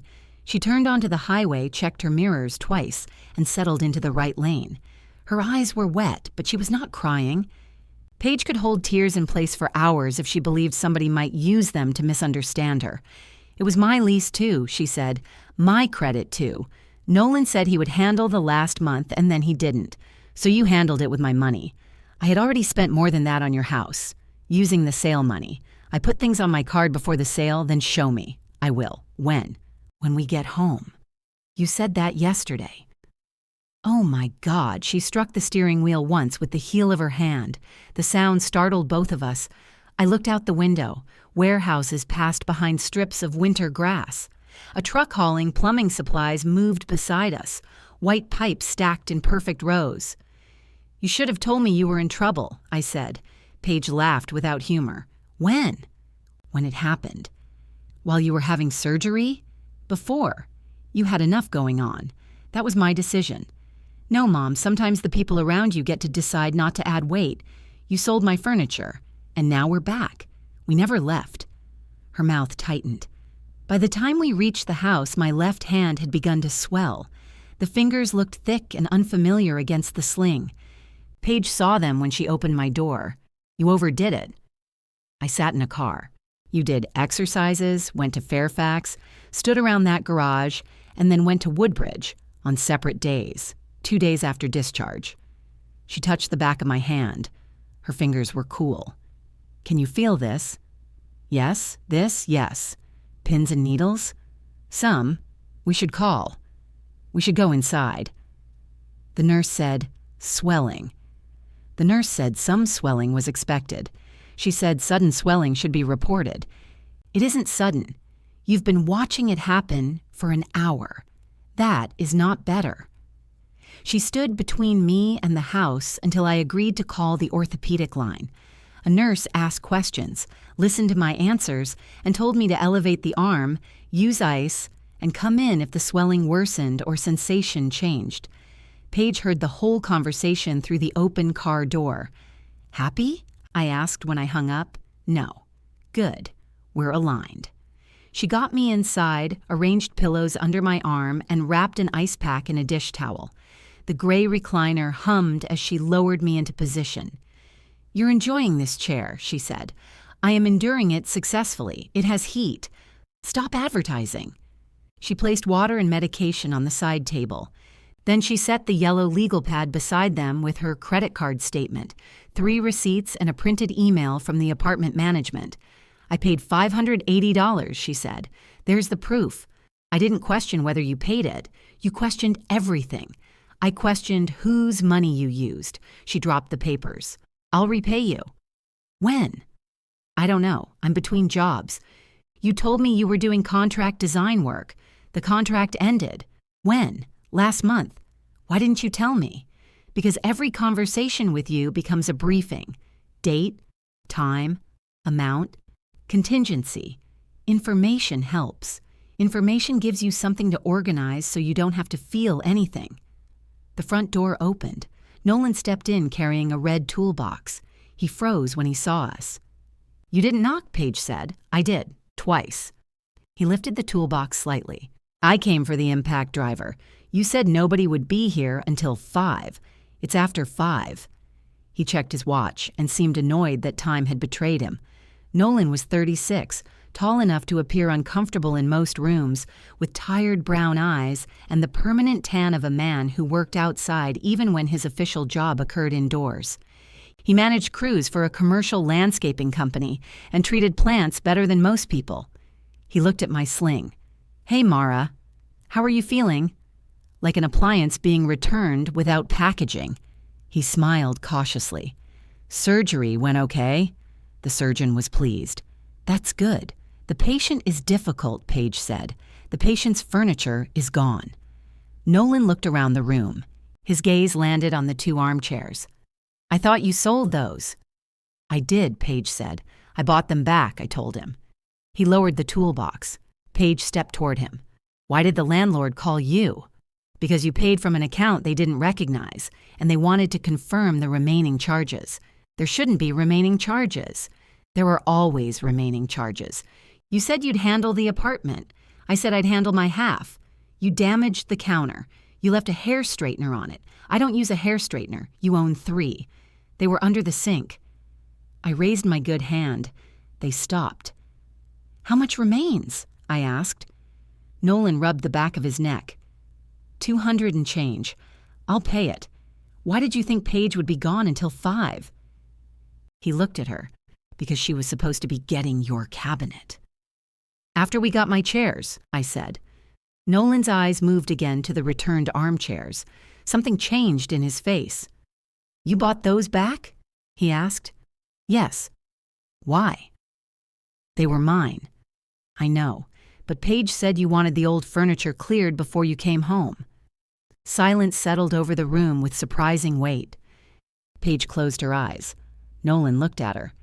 You said she agreed. I said she knew I was making changes. No. You said she told you to sell what wouldn't work downstairs. I told her to water the plants, I said. Nolan set the toolbox on the floor very carefully. Mara, I'm sorry. You installed grab bars. I also helped carry out the table. Paige's face sharpened. Don't do this. He looked at her. Do what? Stand there acting like I tricked you. You told me she agreed. She knew the furniture had to move. That isn't the same sentence. You complained about it too. I complained while carrying an 800-pound table. That's what people do when they carry things. You said the house was unsafe. I said the walkway to the downstairs bathroom was tight. So I fixed it. You sold everything. I was trying to fix the whole room. Nolan glanced toward the dining room. The artificial lemons sat in their white bowl under the light. Where's the walnut table now? He asked. Fairfax, I said. He stared at the laminate replacement. I thought that was temporary. It is, I said. Paige gave me a furious look. You don't know that? No, I don't. Nolan picked up his toolbox. Paige moved toward him. You're leaving. That's why I came. After making sure everybody knows you're innocent? I'm not innocent. I carried the furniture. Because I asked you to. Because you said your mother asked you to. Her voice became quiet. You knew I was upset. I knew you were upset about a lot of things. You knew what this house did to me. He looked around. It was furniture, Paige. That hurt her. I saw it land. It angered me too. It wasn't only furniture to her, I said. Nolan turned to me. That does not excuse what she did, I continued. But don't stand in my house and pretend you were carrying weight you didn't understand. You knew she was angry with me. You helped her empty the rooms anyway. He absorbed that without defending himself. You're right, he said. Paige laughed bitterly. Great. Everybody confess and go home clean. No one is clean, I said. Nolan lifted the toolbox. The threshold ramp is in my garage. It arrived there because I ordered it through my work account. I'll bring it tomorrow. I can get it, Paige said. I'll bring it. You don't have to perform for her. I'm not. He walked to the door. Paige followed him into the entry. So that's it? Nolan stopped with his hand on the knob. I came for a drill. You always do that. Do what? Make the smallest version of what's happening so you don't have to choose. He looked tired rather than angry. I chose 6 weeks ago, he said. You just keep asking the question differently. Then he left. Paige stood facing the closed door. I could hear a dog barking somewhere down the street and the low electric hum beneath my chair. After a while, she said, He put the pan on the counter. I believe you. She turned.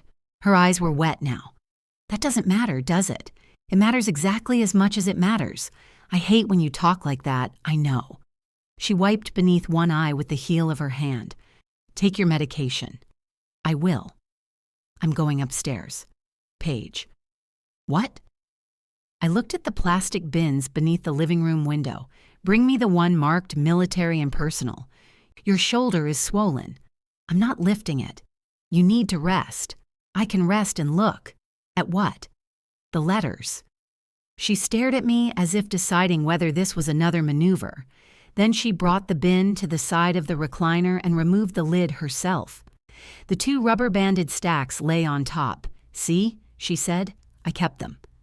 I picked up the first bundle with my right hand. Envelopes from my father, cards from Renee, 3 letters from Paige written during different assignments, notes from soldiers I had supervised. I loosened the rubber band and sorted slowly. Joe's handwriting was easy to recognize. Large, slanted, impatient. There were 7 envelopes from her. There should have been 8. I checked the second bundle, then the bottom of the bin. "What?" Paige asked. I went through them again. "What's missing?" "The last letter Joe wrote me." Paige looked at the open bin. "Maybe it's in another box. It was in the tray. What did the envelope look like?" "White. My name on the front. No stamp." Her breathing changed. I thought those were old work papers. It was folded inside a maintenance folder. I didn't open the folders. "Where did you take the recycling?" "The bin at the curb." "When?" "Last Wednesday." The room seemed to empty all over again. "Pickup was Thursday," I said. Paige did not answer. "Where does it go?" "I don't know. Find out." Paige picked up her phone. "At 6:30 at night?" "You found a plumber when the toilet ran. The plumber had a phone number. So does the county." She searched, called, listened to a recorded menu, pressed 4 different numbers, and finally reached a message saying the solid waste office had closed at 5. "I can call in the morning," she said. "Call the collection company. It's the county. The truck will have a route." "And then what?" "We chase it? We find out where the recycling went. It's been almost a week. I understand calendars." She searched again. The movement of her thumb became faster and less precise. "There's a transfer station," she said. "Recycling gets sorted there. Call." "They're closed." "Find an emergency number. For paper. For my property. The paper isn't going to be sitting on top of a neat pile with your name facing up." I looked at her. She lowered the phone. "I'm not saying we shouldn't try. You keep saying that immediately before explaining why we shouldn't. I'm trying to be realistic. Try being useful." The words left my mouth cleanly. Paige's face went blank. She set the phone on the table. "I see. That's not what I meant." "Yes, it is. You meant useful. You always mean exactly what you say. That's your proudest feature." She walked toward the stairs. "Call when they open," I said. She stopped but did not turn. "I will call when they open. Thank you." She went upstairs. The swelling in my hand worsened during the night. By morning, the pins and needles had become a steady electrical buzz, and my fingers looked like they belonged to a person who ate salt with a spoon. I waited until 7 to call the orthopedic clinic because I did not want to wake Paige. This was not consideration. It was strategy. I knew if she came downstairs and saw my hand, she would take over the call. The nurse told me to come in. I dressed without help. It took 32 minutes and involved a button-down shirt, 2 clothespins, and language Joe would have admired. I was trying to tie my shoes one-handed when Paige appeared in the doorway. Her hair was wet and she wore jeans and a gray sweater. She held her phone. "The transfer station says residential paper is compressed the same day it arrives." I kept working at the lace. "They don't keep individual loads separate," she continued. "By now it's probably been shipped to a processing plant." "Probably?" "They gave me the contractor's number." I called. "They can't trace one household's recycling." I pulled the lace tighter with my right hand and trapped it beneath the sole. "They said I could submit a lost property inquiry, but the woman was very clear that nothing paper is recoverable after compaction. Submit it." I already did. I looked up. Paige's eyes were swollen. She had either cried or slept, and I had no right to ask which after telling her to be useful. "Thank you," I said. She glanced at my hand. "What happened?" "It's swollen, I can see that." "What happened?" "The clinic wants to check it." "When?" "This morning. I'll drive." I called Renee. Her expression tightened. "When?" "Before you came down. You were going to leave without telling me? I am telling you now. You can't even tie your shoes. I have developed a system. You've trapped the lace under your foot. The system is in development." Paige knelt. I moved my foot back. I can do it. You're going to trip. Paige. She sat back on her heels. Do you think letting me tie a shoe means you forgive me? No. Then what are you protecting? I had no answer that would not sound stupid. She took the lace, made 2 quick loops, and tied it. There, she said. Your independence remains intact. Renee arrived 10 minutes later with coffee for herself and none for us. No food before the appointment? Paige asked. I didn't know if they were doing tests. It's a shoulder check, not a colonoscopy. Fine. There's a protein bar in my purse. That thing expired last year. Your mother eats swollen beans. I put on my coat. Paige reached for the sleeve, then stopped herself. I'll call if the transfer station responds, she said. Renee waited until we were in the minivan before asking why Paige looked like she'd been awake all night. She threw out a letter. She threw out a lot of papers. What letter? Joe's last one. Renee closed her eyes. You knew about it? I asked. You showed it to me after the funeral. No, I didn't. You read part of it aloud. I searched my memory. Joe's funeral had been on a humid August morning. Afterward, Renee and I sat in my kitchen drinking coffee we did not want. The walnut table was covered with grocery store flowers people had given me because grief apparently required vegetation. I don't remember that, I said. You weren't doing a lot of remembering then. It was in a maintenance folder, I remember. Paige recycled it. I gathered that. We stopped at a red light. Renee looked at my hand. Did she know what it was? She didn't ask. That wasn't my question. She had no right to sort any of it. I agree. You keep agreeing in a tone that means the opposite. I agree she had no right. I also know that you kept important papers in places designed to make them look unimportant. They were private.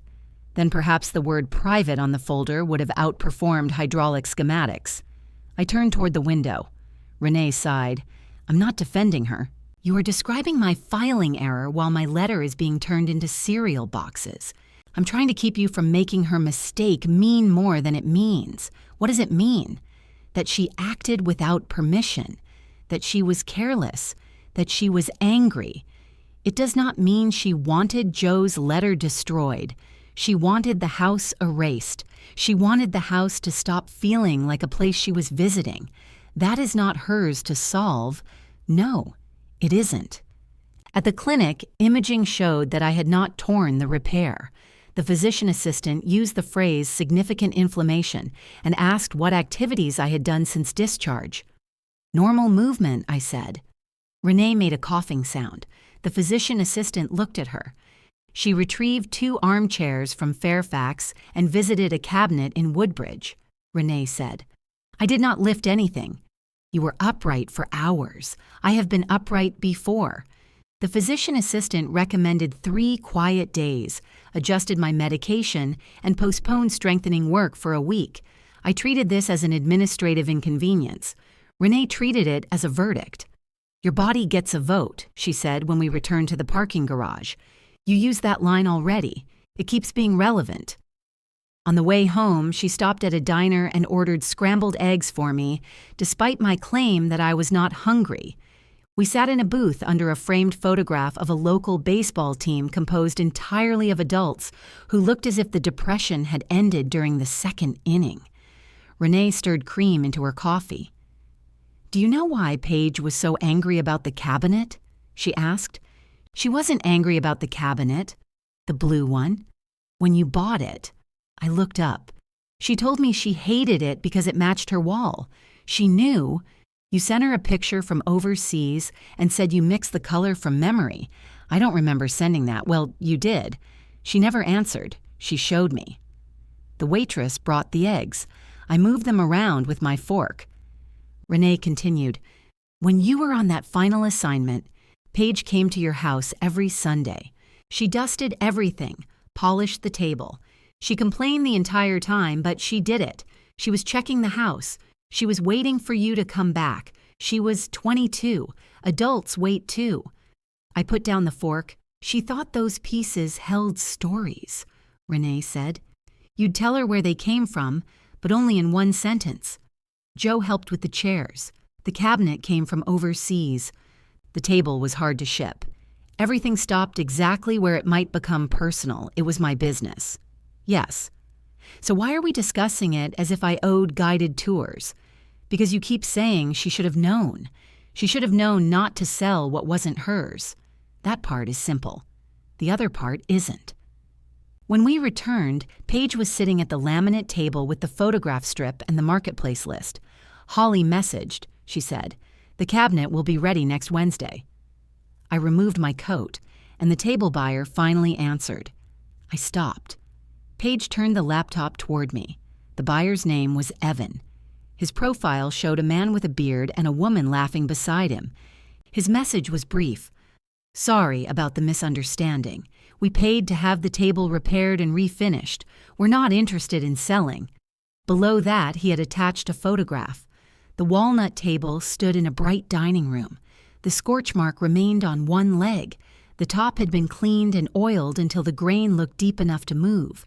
Plates covered it. 6 adults sat around it, raising glasses toward the camera. Paige looked at the picture. They fixed the sag in the middle. I can see that. It looks good. It looked good before. I didn't say it didn't. You sold it for $350. I know what I did. Do you? She stood. I called the transfer station. I filed the form. I found Holly. I contacted every buyer on the list. I know what I did because I've spent 2 days walking behind it with a broom. A broom doesn't reverse anything. I know. Stop saying that. What do you want me to say? The truth.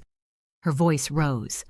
The truth is, I thought you would stay at the VA longer. The truth is, Nolan and I were finished. My contract ended. I owed money, and I came into this house where every heavy, dark thing had a story you never told me. I wanted one room where I could breathe. Then I kept going. You sold Joe's chest. I didn't know it was Joe's.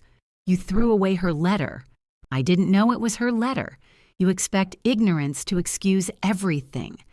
No, I expect you to admit that you made ignorance the price of living with you. The room went silent. Paige's chest rose and fell. You could have asked, I said. I did. For years. You said it was a long time ago. You said it didn't matter. You said not every memory needed to be pulled apart. So I stopped asking. That did not give you permission. I know that. Then what are we talking about? We're talking about why I could sell half your life and have no idea what I was touching. My left hand throbbed inside the sling. Pack your things, I said. Paige stared at me. Renee stepped forward. Mara. I want her out. Paige's face became very still. Then she nodded once. Fine. She closed the laptop. I expected an argument. Instead, she took her phone, walked upstairs, and began opening drawers. Renee followed Paige upstairs. I heard the low rhythm of their voices through the ceiling, one sharp and one soft. A closet door opened. Hangers scraped along a rod. Something fell, and Paige swore. I stayed in the living room. She looked comfortable.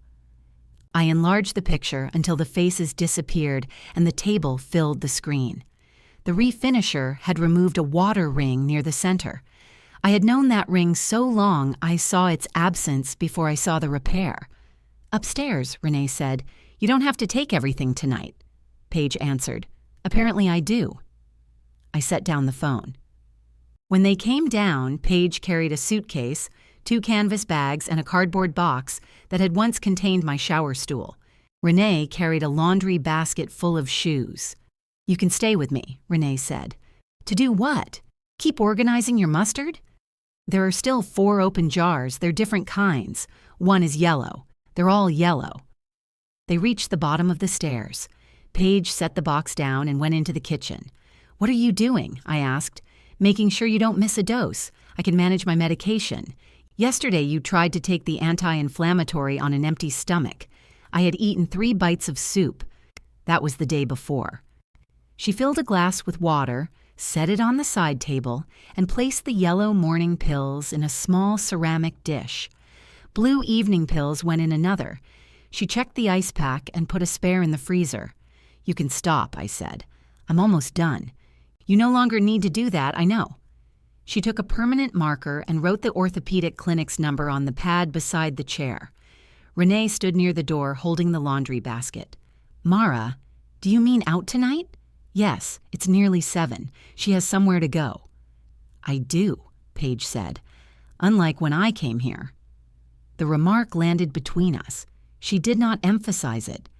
I could have told her she would always have had somewhere to go if she had been honest with me. I could also hear how that would sound after making her leave. Paige unplugged her laptop from the dining room wall. The cord had been threaded behind the laminate table. As she pulled it free, the bowl of artificial lemons shifted. She straightened them. "Leave the marketplace messages accessible," I said. I wrote the buyer information on the legal pad. "Some entries are incomplete. I sent you screenshots." "All of them?" "Yes."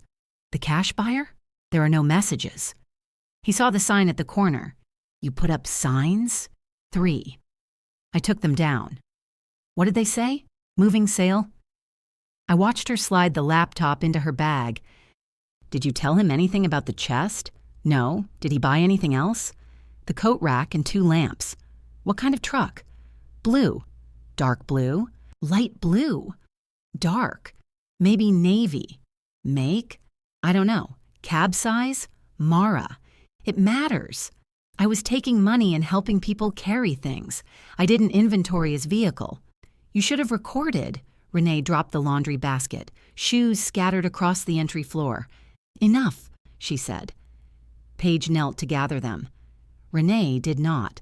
She cannot answer a question she did not know she would need. You cannot cross-examine last Saturday until it produces a license plate. I'm trying to find the chest, and she is trying to leave before either of you says something worse. Paige shoved a boot into the basket. "We passed worse an hour ago." Renee looked at me. "Are you certain about this?" "No," I said. Paige's hand stopped. I continued, "I'm certain she cannot stay here." She placed the last shoe in the basket. Good enough. At the door, she removed my house key from her ring. It resisted. She worked the metal back and forth with both thumbnails until the ring opened, then put the key on the entry shelf. "You can keep it for emergencies," I said. She looked at the key. "No," she said. "I think we should be accurate now." She picked up her suitcase and walked outside. Renee gave me a look filled with several paragraphs she was saving for later, then followed. Through the window, I watched Paige fit her bags into the back of the minivan beside the moving blankets. Renee spoke to her. Paige shook her head. Renee touched her shoulder, and Paige stepped away before the touch became comfort. The minivan left. The house was quiet enough for me to hear the recliner's transformer humming against the wall. At 9, I tried to open one of Paige's soup containers. The plastic tab required 2 hands. I braced the container against my stomach and pulled with my right hand until the lid released all at once, throwing lentil soup across the counter and down the front of my shirt. I stood there dripping. The appropriate response would have been to call Renee. She lived 12 minutes away. She would have complained while cleaning everything and left me with enough food for a siege. Instead, I used half a roll of paper towels and 8 crackers over the sink. At 10, I dropped a blue pill. It rolled under the recliner. I considered lowering myself to the floor. The physician assistant's voice appeared in my head with unusual clarity. I left the pill where it was and took another from the bottle. At midnight, the rental bed clicked beneath me. My shoulder throbbed. Every time I drifted off, I heard the sound of the walnut table scraping across my porch, though I had not been there when it happened. At 7 the next morning, my phone alarm sounded in the living room. I had left the phone beside the chair. It rang for 11 minutes while I worked myself upright, found my slippers, and crossed the hall. By the time I silenced it, I was sweating. A message from Paige waited beneath the alarm. Morning medication with food. Ice 20 minutes. Don't take the anti-inflammatory at the same time as the other one. I did not answer. I made toast using one hand and burned it because the toaster setting had been changed from 3 to 6. I accused Paige aloud, then remembered she had not owned a toaster in years and likely preferred bread with structural integrity. My physical therapy appointment was at 10. I ordered a car, packed my medication list, and got into the back seat without help. The driver watched me struggle with the seatbelt. Should I? No. He waited. After the third attempt, I said, yes. He buckled it without comment. Mercy would have been unbearable.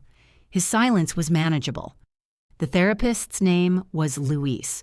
He was 31, cheerful, and possessed of the unreasonable belief that a 6-inch movement could be performed incorrectly in 14 distinct ways. You have more inflammation, he said. I've been told. What happened? I went home. Did home attack you? Indirectly. He supported my arm while guiding it through the approved range. The joint felt rusted. You lost a little motion, he said. In 3 days, your shoulder doesn't care about the calendar. My sister said something similar. Your sister sounds smart. She'll be pleased you think so. He reduced the exercises and told me to stop each time the pain sharpened. What if it's only insulting? I asked. That's your personality, not your shoulder. I liked him less after that. At home, I sat with the legal pad and called buyers. The man who had purchased my bookcase agreed to return it if I paid him $150 because he had rented a truck to collect it. The woman with the oval mirror had already hung it and refused to discuss a sale. The sideboard buyer offered to return it for $500, more than double what he paid. The entry bench had been given to someone's adult son in Richmond. The floor lamp had gone with the sideboard man. Does it still lean? I asked. What lamp? The brass one you received free. Oh, that thing. I put it by the curb. When? Last week. I ended the call before my voice became a weapon. At noon, somebody knocked. Nolan stood on the porch beside a folded aluminum ramp. I said I'd bring this. He carried it inside and fitted it across the threshold. I watched from the gray chair. The ramp was solid, properly measured, and useful. Thank you, I said. He tested it with his weight. It should hold 600 pounds. Good. If the recliner turns hostile, I can evacuate it. He smiled but did not stay amused. I didn't know you asked Paige to leave, he said. Renee told you? Paige texted me. What did she want? She told me to get the rest of my tools before you sold them. That sounds like her. She's at Renee's? Yes. He tightened one screw with a small wrench. She stayed up late every night working on this place, he said. I know. I'm not saying that makes the sale okay. Good. I just don't want you thinking she came here planning to take your money. I don't think that. He looked up, surprised. I think she came here needing somewhere to stay, I said. Then she discovered she enjoyed deciding what my life should look like. Nolan sat back on his heels. She does that, so do I. He considered me. You two are more alike than either of you can stand. That observation is not original. No, but it remains accurate. He packed the wrench. Why did you leave? I asked. His hands paused. You don't have to answer. She signed another year on our apartment without asking me, he said. I had been offered a position in Charlottesville. I hadn't decided, but she decided for both of us that we weren't going. That is familiar. Then she said she only did it because I never make decisions. Do you? He laughed once. You really don't waste time. I'm recovering. Time has become visible. He stood. I didn't take the job. They filled it. Do you regret that? Depends on the hour. At the door, he looked back at the empty spaces along the wall. She didn't sleep last night, he said. She's going through neighborhood sale pages trying to find a picture of the blue truck. I looked at the legal pad on my lap. That doesn't change what she did, I said. No. He opened the door. It might change what she does next. After he left, I found the blue pill beneath the recliner using a wooden spoon and threw it away. Then I opened Paige's message. I typed, took medication, iced shoulder, went to therapy. 3 dots appeared immediately.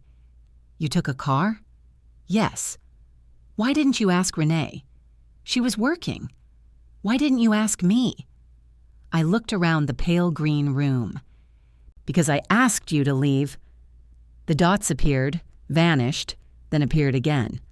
Finally, her reply came. I found a photo from the sale. It shows part of the truck. I'm trying to sharpen the license plate." Beneath the message was a picture taken from across the street. The cedar chest sat at the edge of my driveway. Behind it, a dark blue pickup waited with its tailgate down. A man in a hat stood beside it. The plate was a white blur. On the porch behind him, Paige was smiling. I enlarged the photograph until Paige's face broke into squares. She stood with one hand on the raised tailgate. The man in the hat appeared to be saying something to her. Her smile was broad and unguarded. I typed, "Who took this?" Mrs. Kessler across the street. She was documenting the truck because it blocked her mailbox. Of course she was. Evelyn Kessler had photographed a plumbing van in 2019 because one tire rested on the edge of her grass. She maintained a private archive of neighborhood violations that would survive most governments. Why are you smiling? The question sat on the screen longer than I expected. He made a joke. What joke?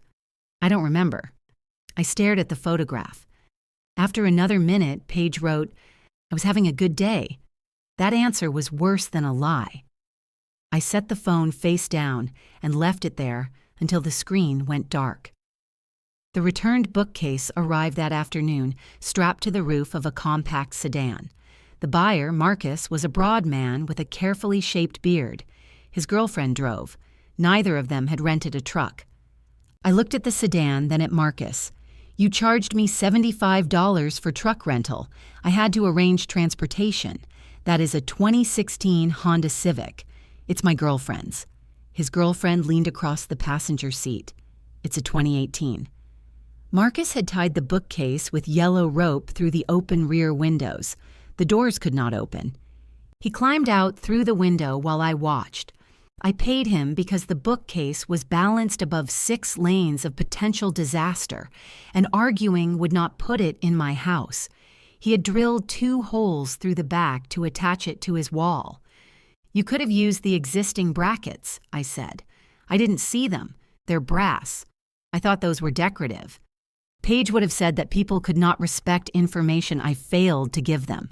I disliked hearing her voice when she was not there. Marcus and his girlfriend carried the bookcase inside. We placed it against its old wall, though the pale green paint made the wood look darker than before. I thanked them. The girlfriend gave me $10 back when Marcus was not looking. "You seem like you need a win," she whispered. "I don't accept charity. It's not charity." He lied about the truck. I took the money. The next several days were measured in ice packs, phone calls, and refusals. The mirror would not be returned. The sideboard man reduced his price by $25 and described that as meeting me halfway. The tall woman with the beige SUV had given my bedside tables to her sister. Jen with the silver car turned out to be Jean with a gray minivan, and she had already painted the coat rack yellow before I explained that the coat rack had gone to the man with the blue truck. Paige and I communicated through short messages, took medication, transfer station, closed inquiry, no recovery possible, therapy at 10. Mrs. Kessler found another photo, still no plate. The messages were so stripped of warmth they could have passed inspection. Holly's week expired on a gray Wednesday. Paige offered to drive without mentioning that I had not asked her. I accepted without mentioning it either. She arrived in Nolan's old work jacket. The sleeves were too long and she kept pulling her hands inside the cuffs. She did not come into the house. "You ready?" she asked from the porch. "Yes." She looked past me at the ramp. "Nolan installed it." "He did." "Did he tell you everything is my fault?" "No." "That must have been disappointing. He said you signed another lease without discussing it." Her face changed. "That's not his story to tell. You made my furniture his story." She looked toward Mrs. Kessler's house. A curtain moved in the front window. "Can we get the cabinet?" Paige asked. "Yes." The cabinet no longer fit in Paige's car, so Renee had lent us the minivan. Holly had removed the plants and emptied the shelves. Without them, the white paint looked harsher. "I put the original handle in the drawer," Holly said.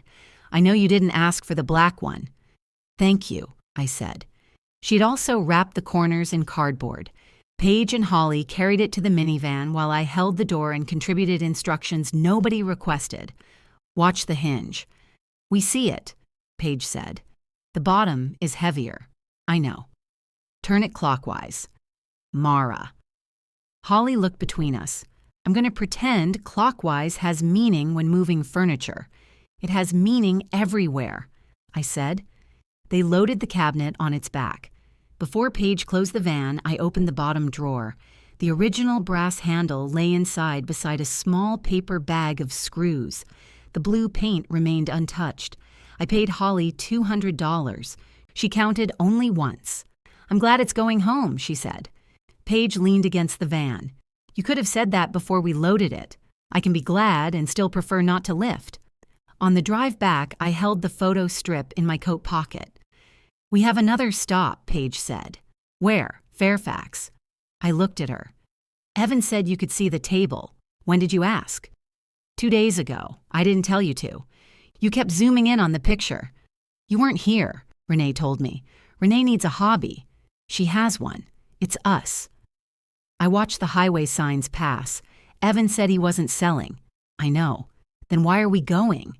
You asked if the initials were still underneath. I had asked Renee, not Paige.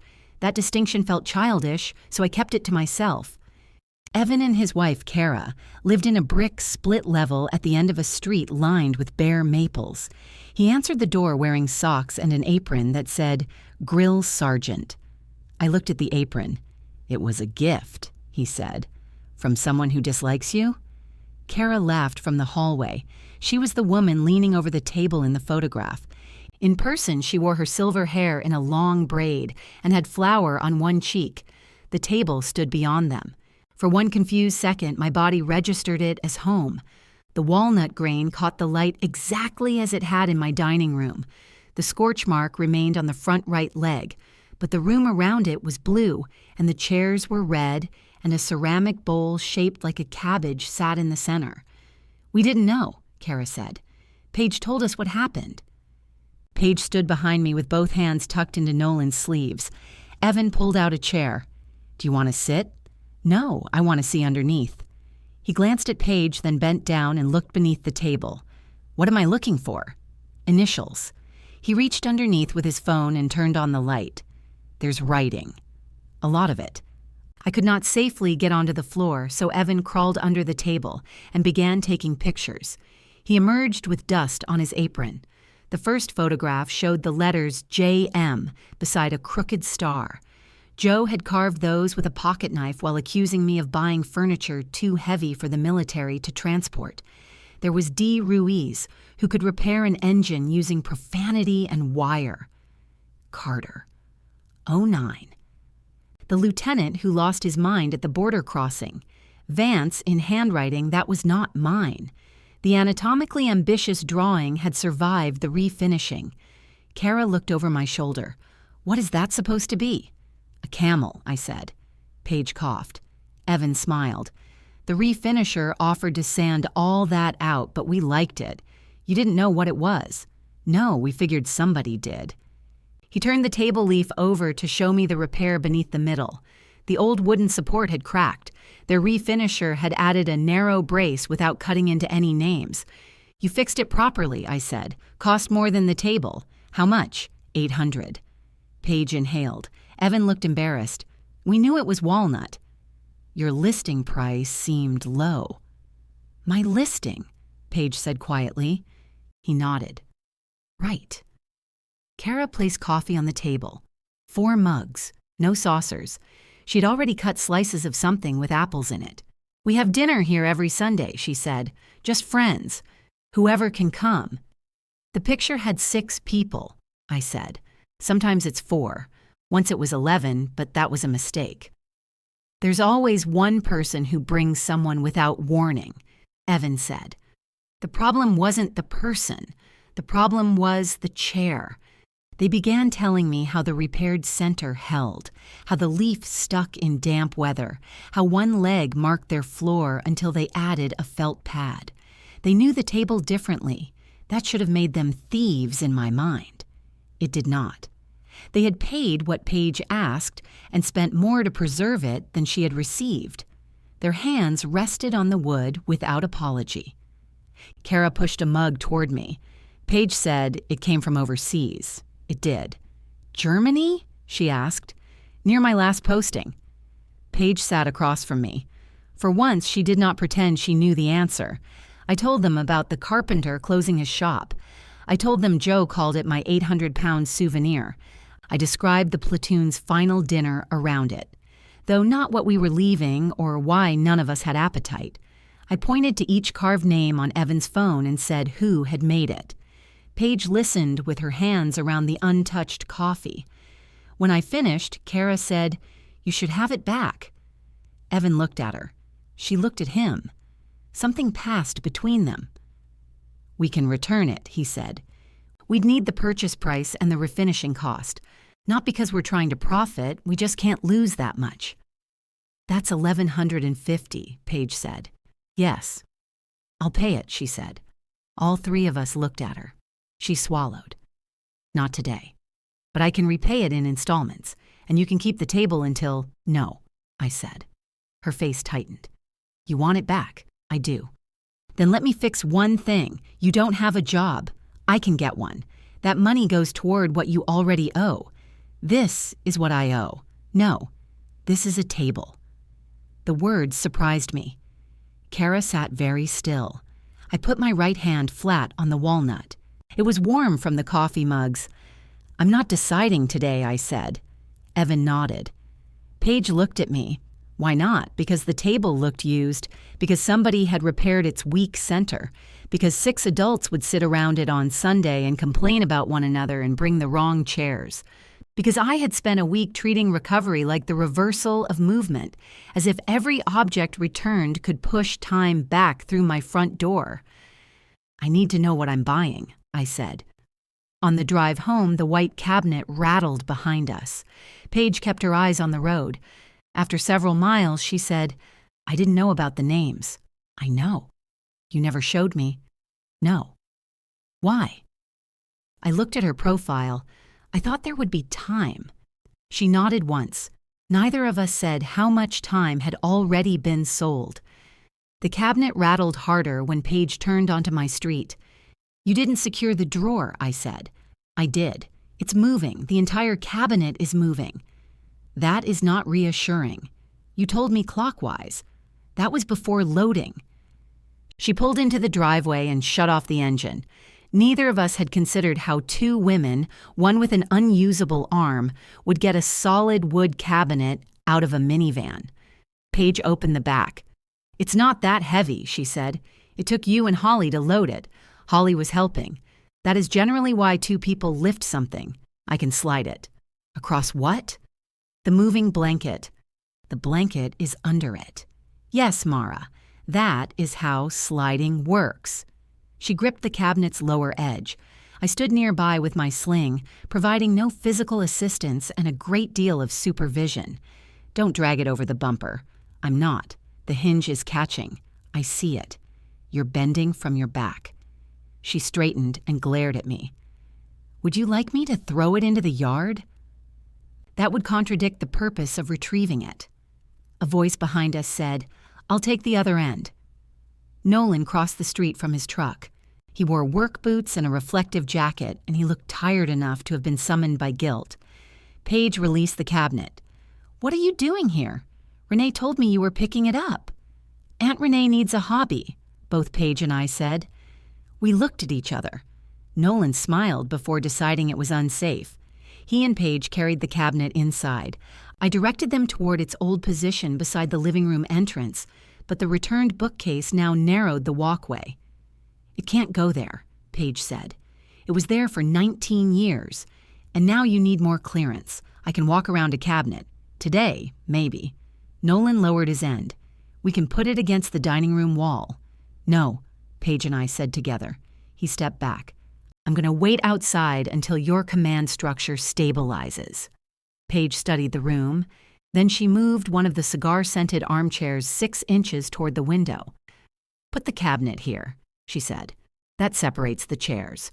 Were they discussing something? They're a pair. They remain a pair within visual range.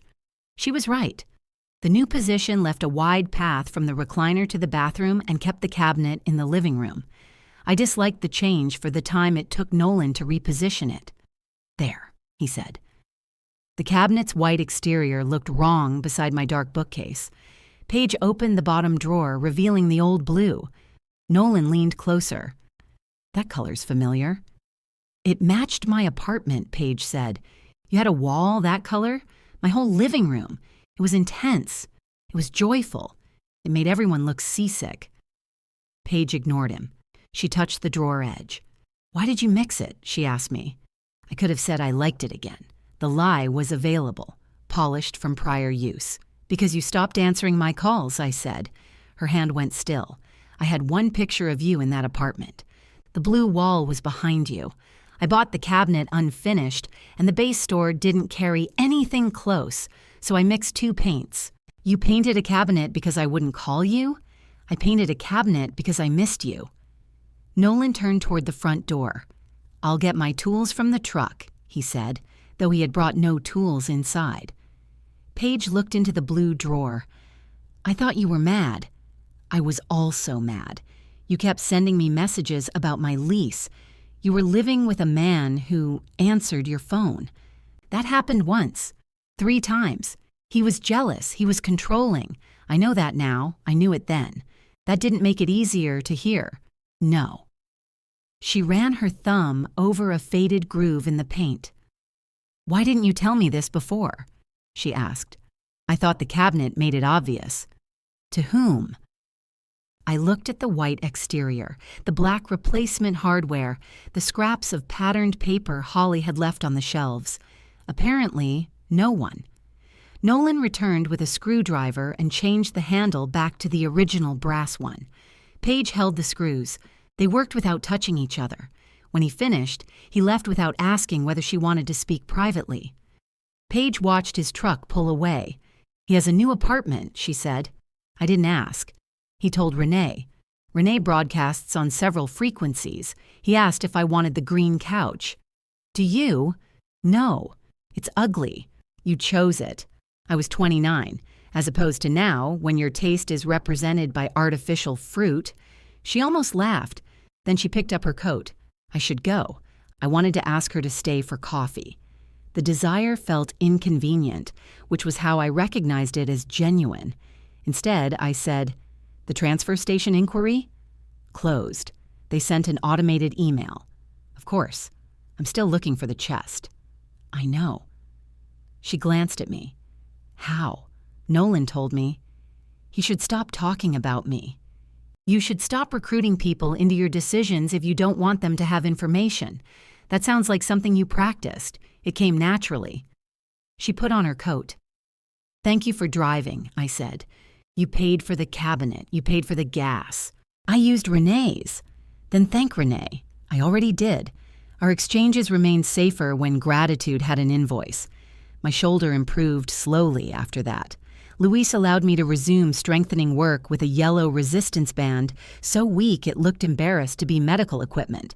The first time I raised my arm to chest height without assistance, he nodded as if I had met a reasonable deadline. "That's it?" I asked. "No parade? You want a parade?" "No." Then my response was perfect.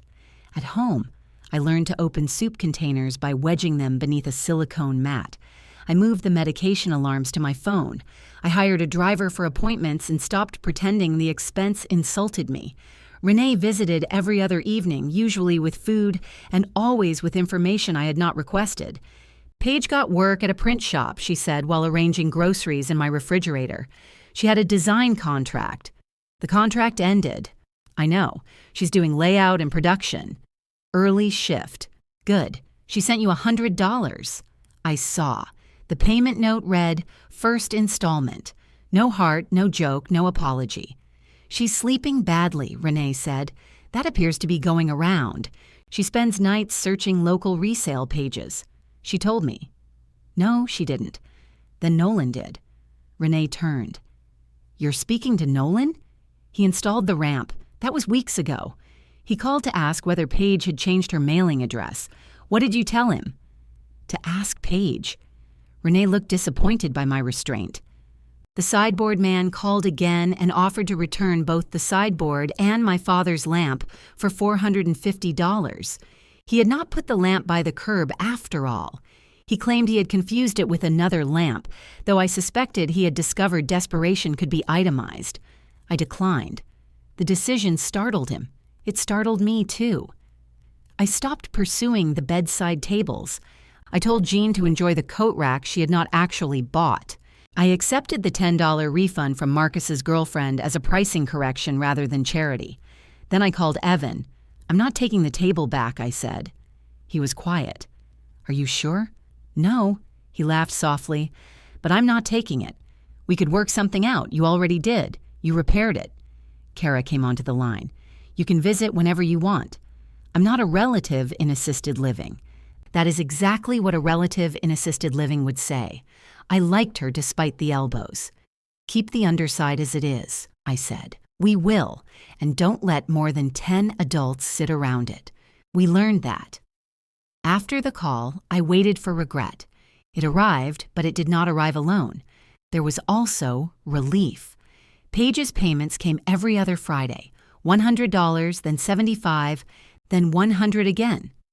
She did not attach explanations. I sent receipts. After the third payment, she texted, "You don't need to document repayment of stolen sale proceeds." I answered, "Accuracy matters." She replied, "Apparently empathy has no spreadsheet column." I typed 3 responses and deleted all of them.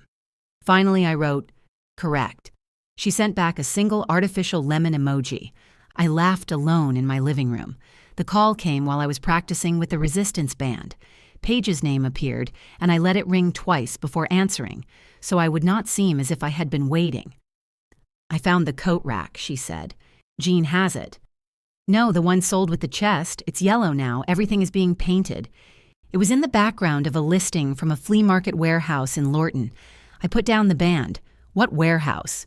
She posted a set of metal shelves. Behind them was the coat rack, same bent hook at the top. Who posted it? A seller named Daryl. His profile picture shows a dark blue truck.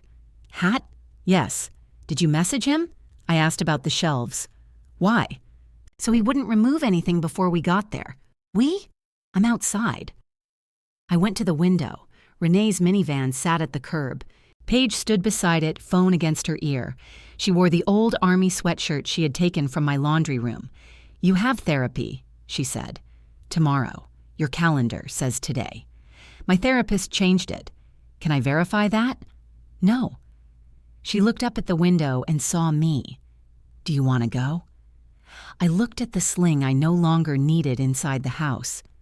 Luis wanted me to wear it only in crowded places or during longer trips. I picked it up. Paige opened the passenger door when I came outside.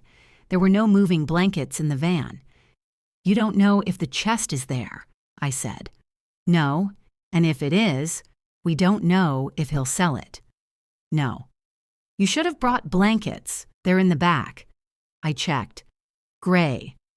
The warehouse occupied the far end of a flea market beside a closed furniture outlet. Inside, narrow aisles wound between lamps, tools, mismatched dishes, and chairs stacked upside down on tables. Everything smelled like dust and cold concrete.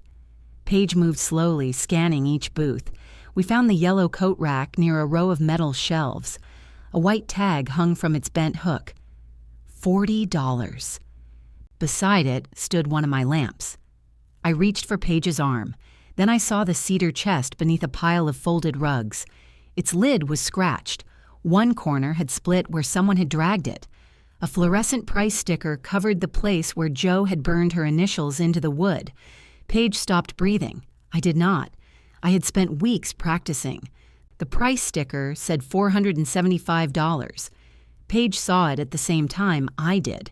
"No," she said. A man behind the counter looked up from a paper cup. He wore a black cap, not the tan one from Mrs. Kessler's photograph, but his beard and shoulders matched the figure beside the truck. "Need help with something?" Paige crossed the aisle. "Are you Daryl?" "Depends." Did you buy that chest at a moving sale on Willow Bend Road? He looked past her at me. The sling changed his expression. I buy a lot of things. Dark blue pickup, Paige said. You bought the chest, a coat rack, and 2 lamps for $185 total. Daryl put down his cup. I don't know what you're trying to accuse me of. Nothing, I said. You paid the price you were given. Paige turned toward me. Mom. He did. Daryl studied us. You the lady who had surgery? My skin went cold. What did she tell you? That her mother was downsizing after medical treatment, said the house needed to be cleared. Paige stared at the concrete floor. I said she was coming home from rehab, she said. You said she couldn't use the old stuff anymore. I thought she couldn't. Daryl lifted both hands. Look, I didn't do anything wrong. No, I said. You didn't. He relaxed slightly. You did, however, put a $475 price on something you bought for $125. I repaired the corner. I walked back to the chest and looked at the split. 2 bright screws had been driven through the cedar at different angles. Dried glue bulged from the seam. You injured the corner more confidently, I said. I spent time on it. Transport, booth rent, labor, that's what resale is. Did you do anything to the inside? Cleaned it. With what? Wood cleaner. What kind? He frowned. The regular kind. There is no regular kind. Paige joined me. She lifted the lid. The familiar cedar smell had been replaced by artificial orange. The 2 shallow trays were gone. Pale rectangular marks showed where they had rested. A dark stain spread across the bottom, something that had not been there before. My right hand tightened around the edge. Where are the trays? I asked. What trays? There were 2 removable trays. Wasn't anything in it when I bought it. The trays were part of the chest. Daryl came closer and peered inside. Could have fallen out in the truck. They would have had to fall upward. Then your daughter removed them. Paige closed the lid. She didn't know what they were, I said. It was the first time I had defended her ignorance. Neither of us missed it. Daryl folded his arms. You want the chest or not? Yes, Paige said. $475. I'll give you $200. He laughed. You had it listed for weeks, she said. The sticker underneath this one says $550, so you already reduced it. It's damaged, the trays are missing, and your repair split the grain. You sell furniture? No. Apparently I'm terrible at it. He looked at me. She is, I confirmed. $400, $250, $4. You paid $125 and drove 40 minutes. You bought 3 other pieces on the same trip. Daryl's expression changed. He was reevaluating Paige now, no longer seeing the woman who had smiled while accepting cash in her driveway. $375, he said. $275 and you include both lamps. 1 lamp sold. The brass one is right there. That lamp leans. It has 1 short leg, I said. Daryl looked from me to Paige. $325 for the chest and lamp. $300, Paige said. Cash? Yes. He held out his hand. Paige shook it. I followed her toward the counter. You do not have $300 in cash. There's an ATM by the entrance. I'm paying. No, I have the money. So do I. You are repaying me. This is separate. No, it isn't. Daryl watched with interest. Paige lowered her voice. Please let me do this. Using what money? My deposit came back. You need that for an apartment. I'm at Renee's, temporarily. She opened a 7th Mustard. I may never leave. Paige, it's my money. You owe me. I'm still making payments. Then use it for that. No. I sold the chest for $125. I'm buying it back for $300. The difference is mine. You don't get to turn this into a grand sacrifice. I'm not. You need somewhere to live. I have somewhere to live. You complained about not having somewhere when I asked you to leave, because I was angry. So was I. I know.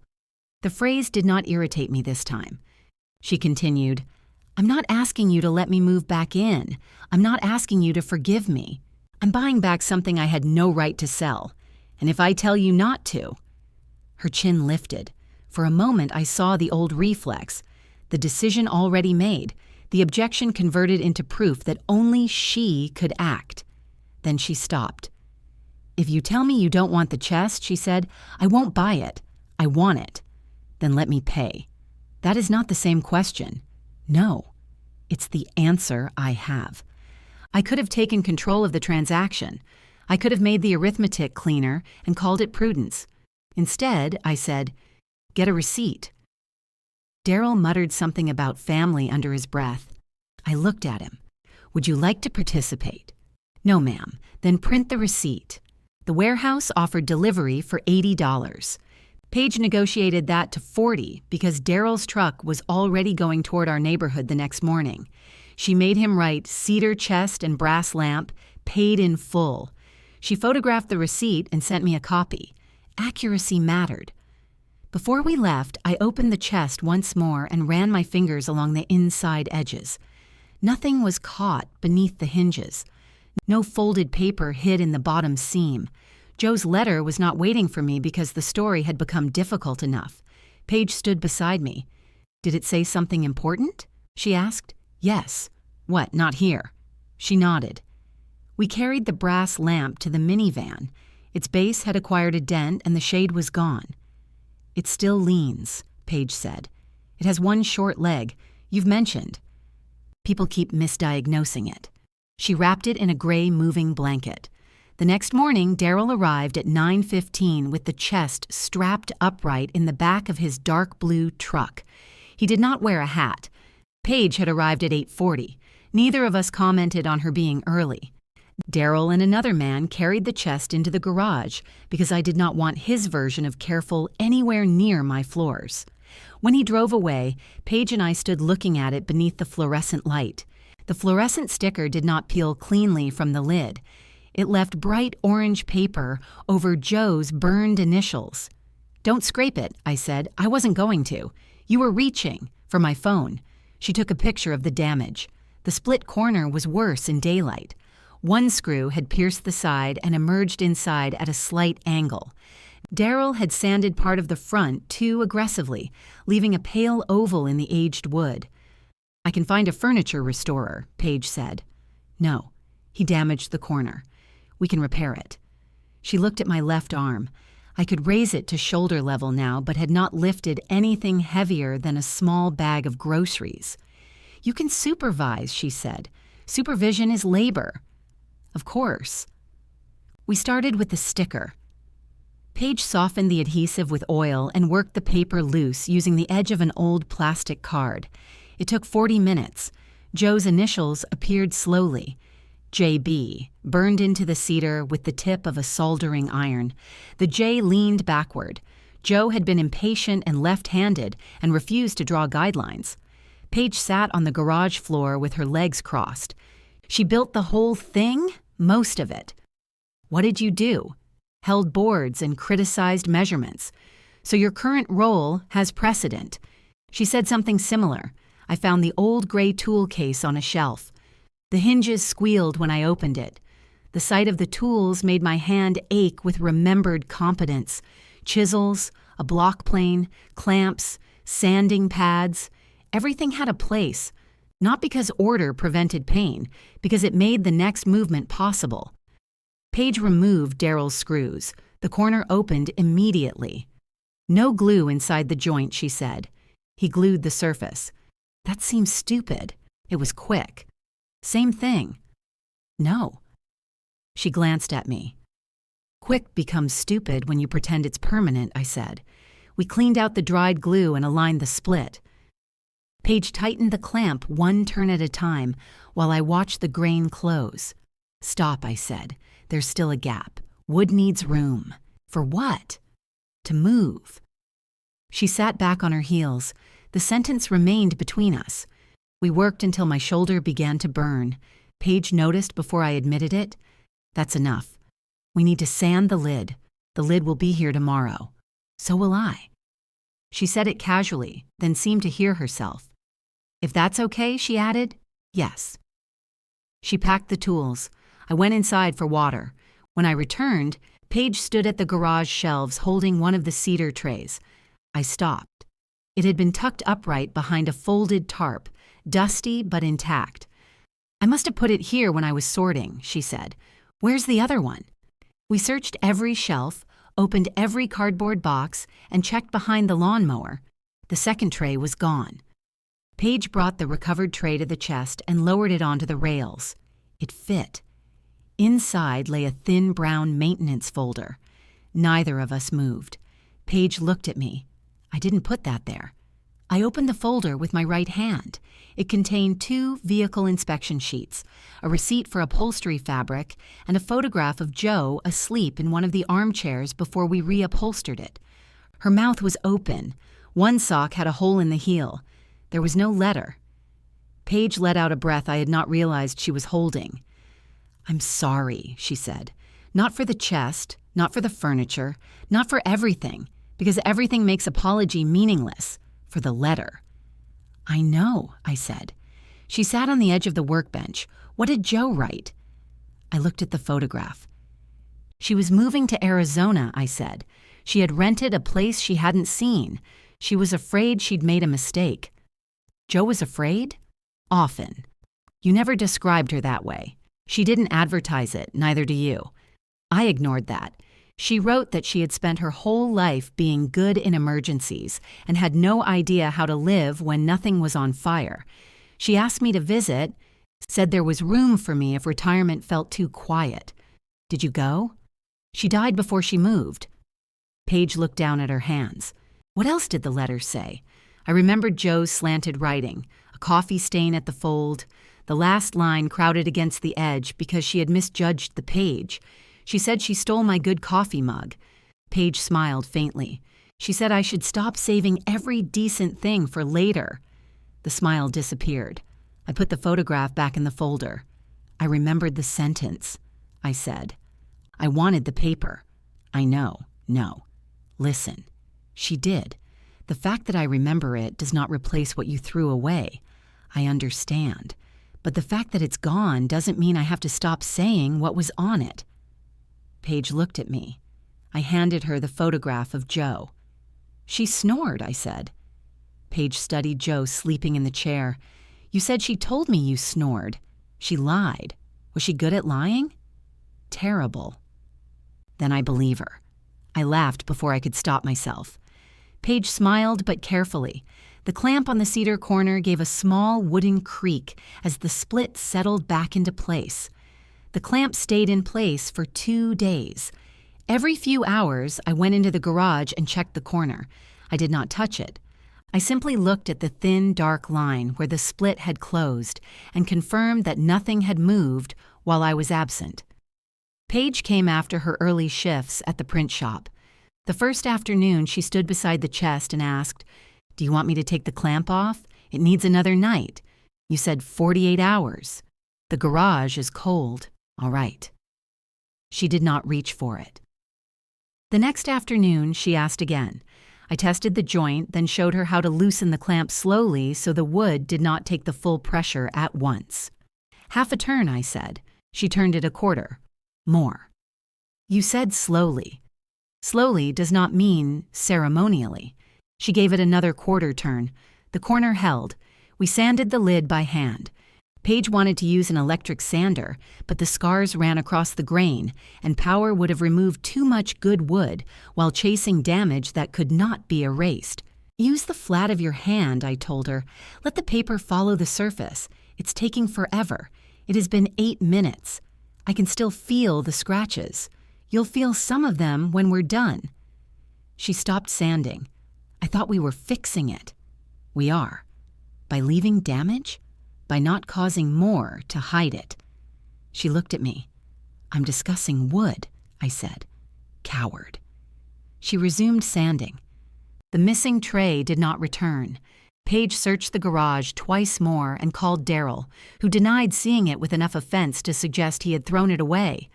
We bought a cedar board from a lumber store and made a replacement. I could not safely guide the saw, so Paige did the cutting while I measured. Her first long cut wandered. "It's crooked," she said. "It's a tray, not a runway. You would reject this if you'd done it.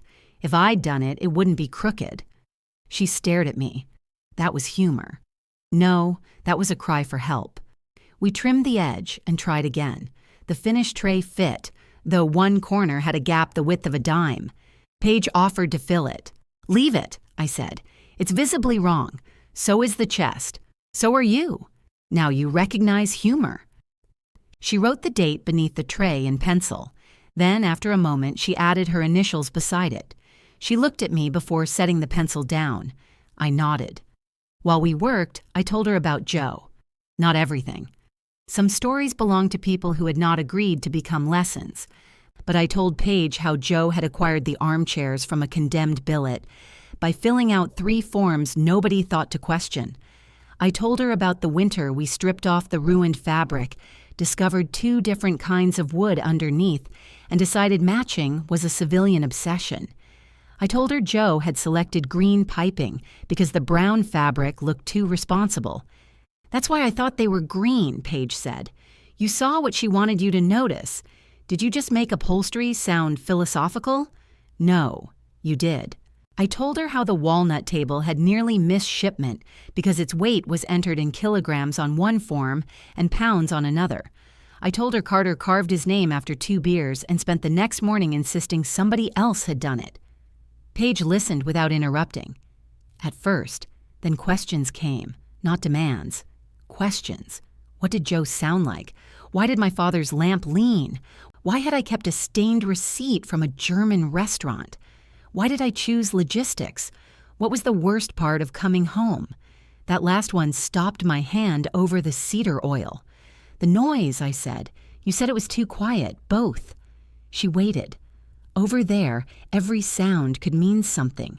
A vehicle where none should be. A door at the wrong hour.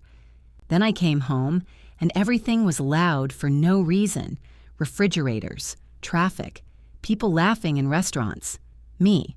Sometimes. She rubbed oil into the replacement tray with a cotton cloth. "You used to stand in my apartment kitchen and stare at the windows," she said. "They were street level. You told me you liked the curtains. They were too thin. You could have said that. You liked them. I would have bought thicker ones. I didn't want to change your home." The irony was so complete that neither of us needed to identify it. The chest took 6 weeks to finish. Not because the work required 6 weeks, because my shoulder required rest, Paige's job required attendance, and apology did not accelerate drying time. She continued repaying me. Some payments were $100. One was $40, followed by a message saying her car needed brakes. I sent a receipt for $40 and did not offer to pay for the brakes. She found a room to rent near the print shop, not an apartment, she emphasized. A room. She could afford it without asking Nolan or me. She would move after another month at Renee's. Renee mourned the future of the mustard collection. "Who will stop her?" she asked. "No one has stopped you so far," Paige said. "That is because I'm the homeowner." Paige and I looked at each other. Renee pointed a grocery bag at us. "Do not make my condiments symbolic." Nolan came by once to collect a socket set he had left in the garage.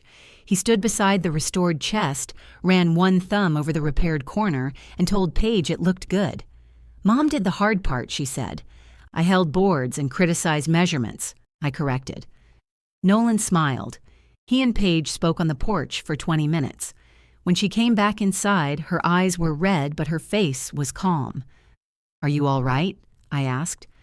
"We finally agreed the apartment was over. I thought you did that months ago. We kept disagreeing about who ended it. And it ended itself while we were arguing." She put the socket set he had forgotten again by the front door. He returned for it the next day.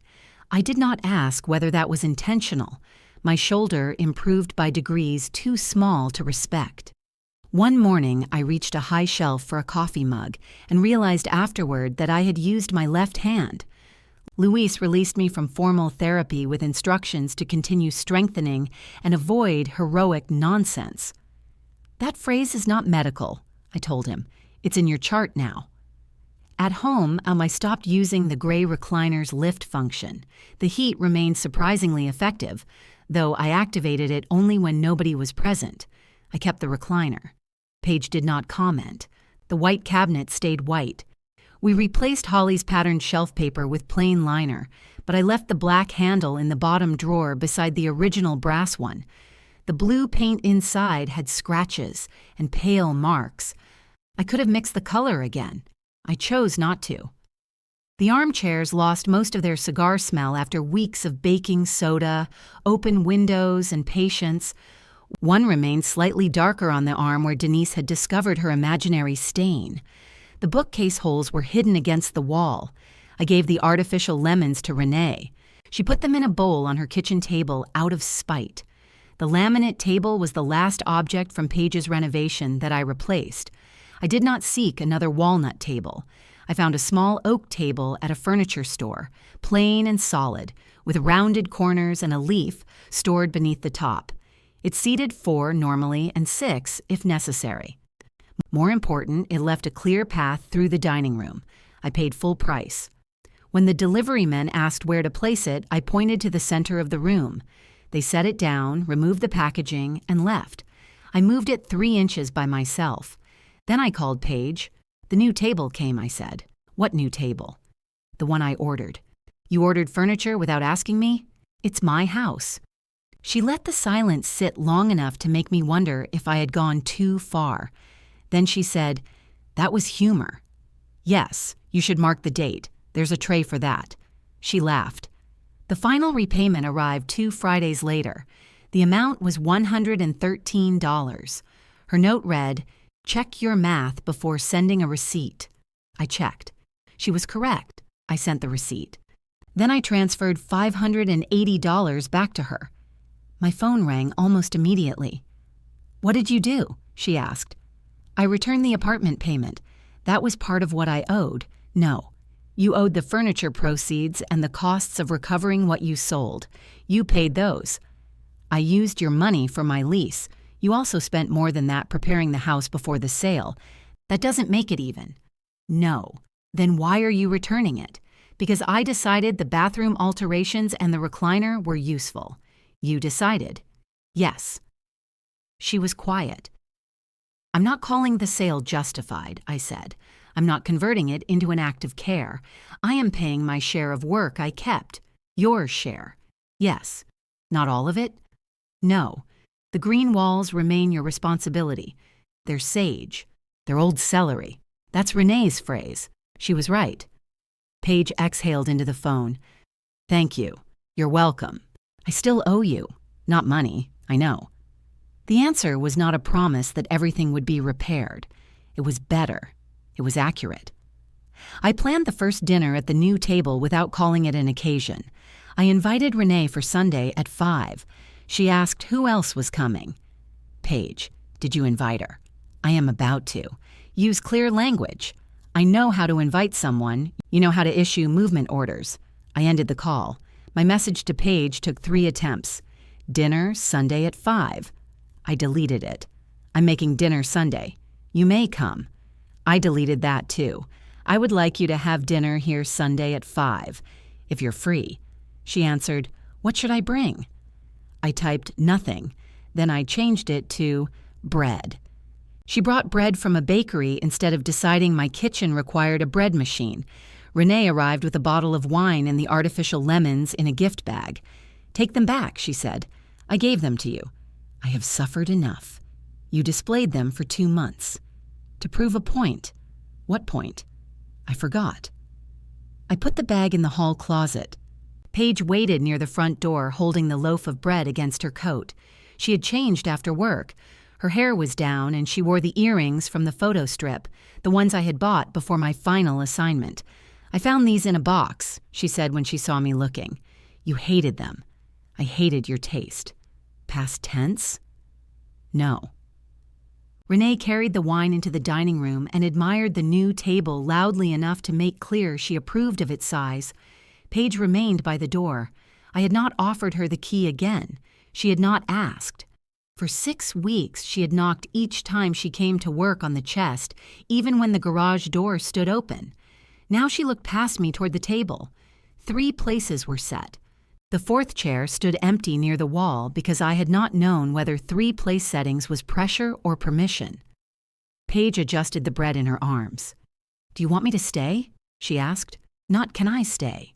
Not I thought I'd stay. Not you need me to stay. I looked at the empty chair. Yes, I said. She waited 1 second, making sure the answer was mine. Then she came inside.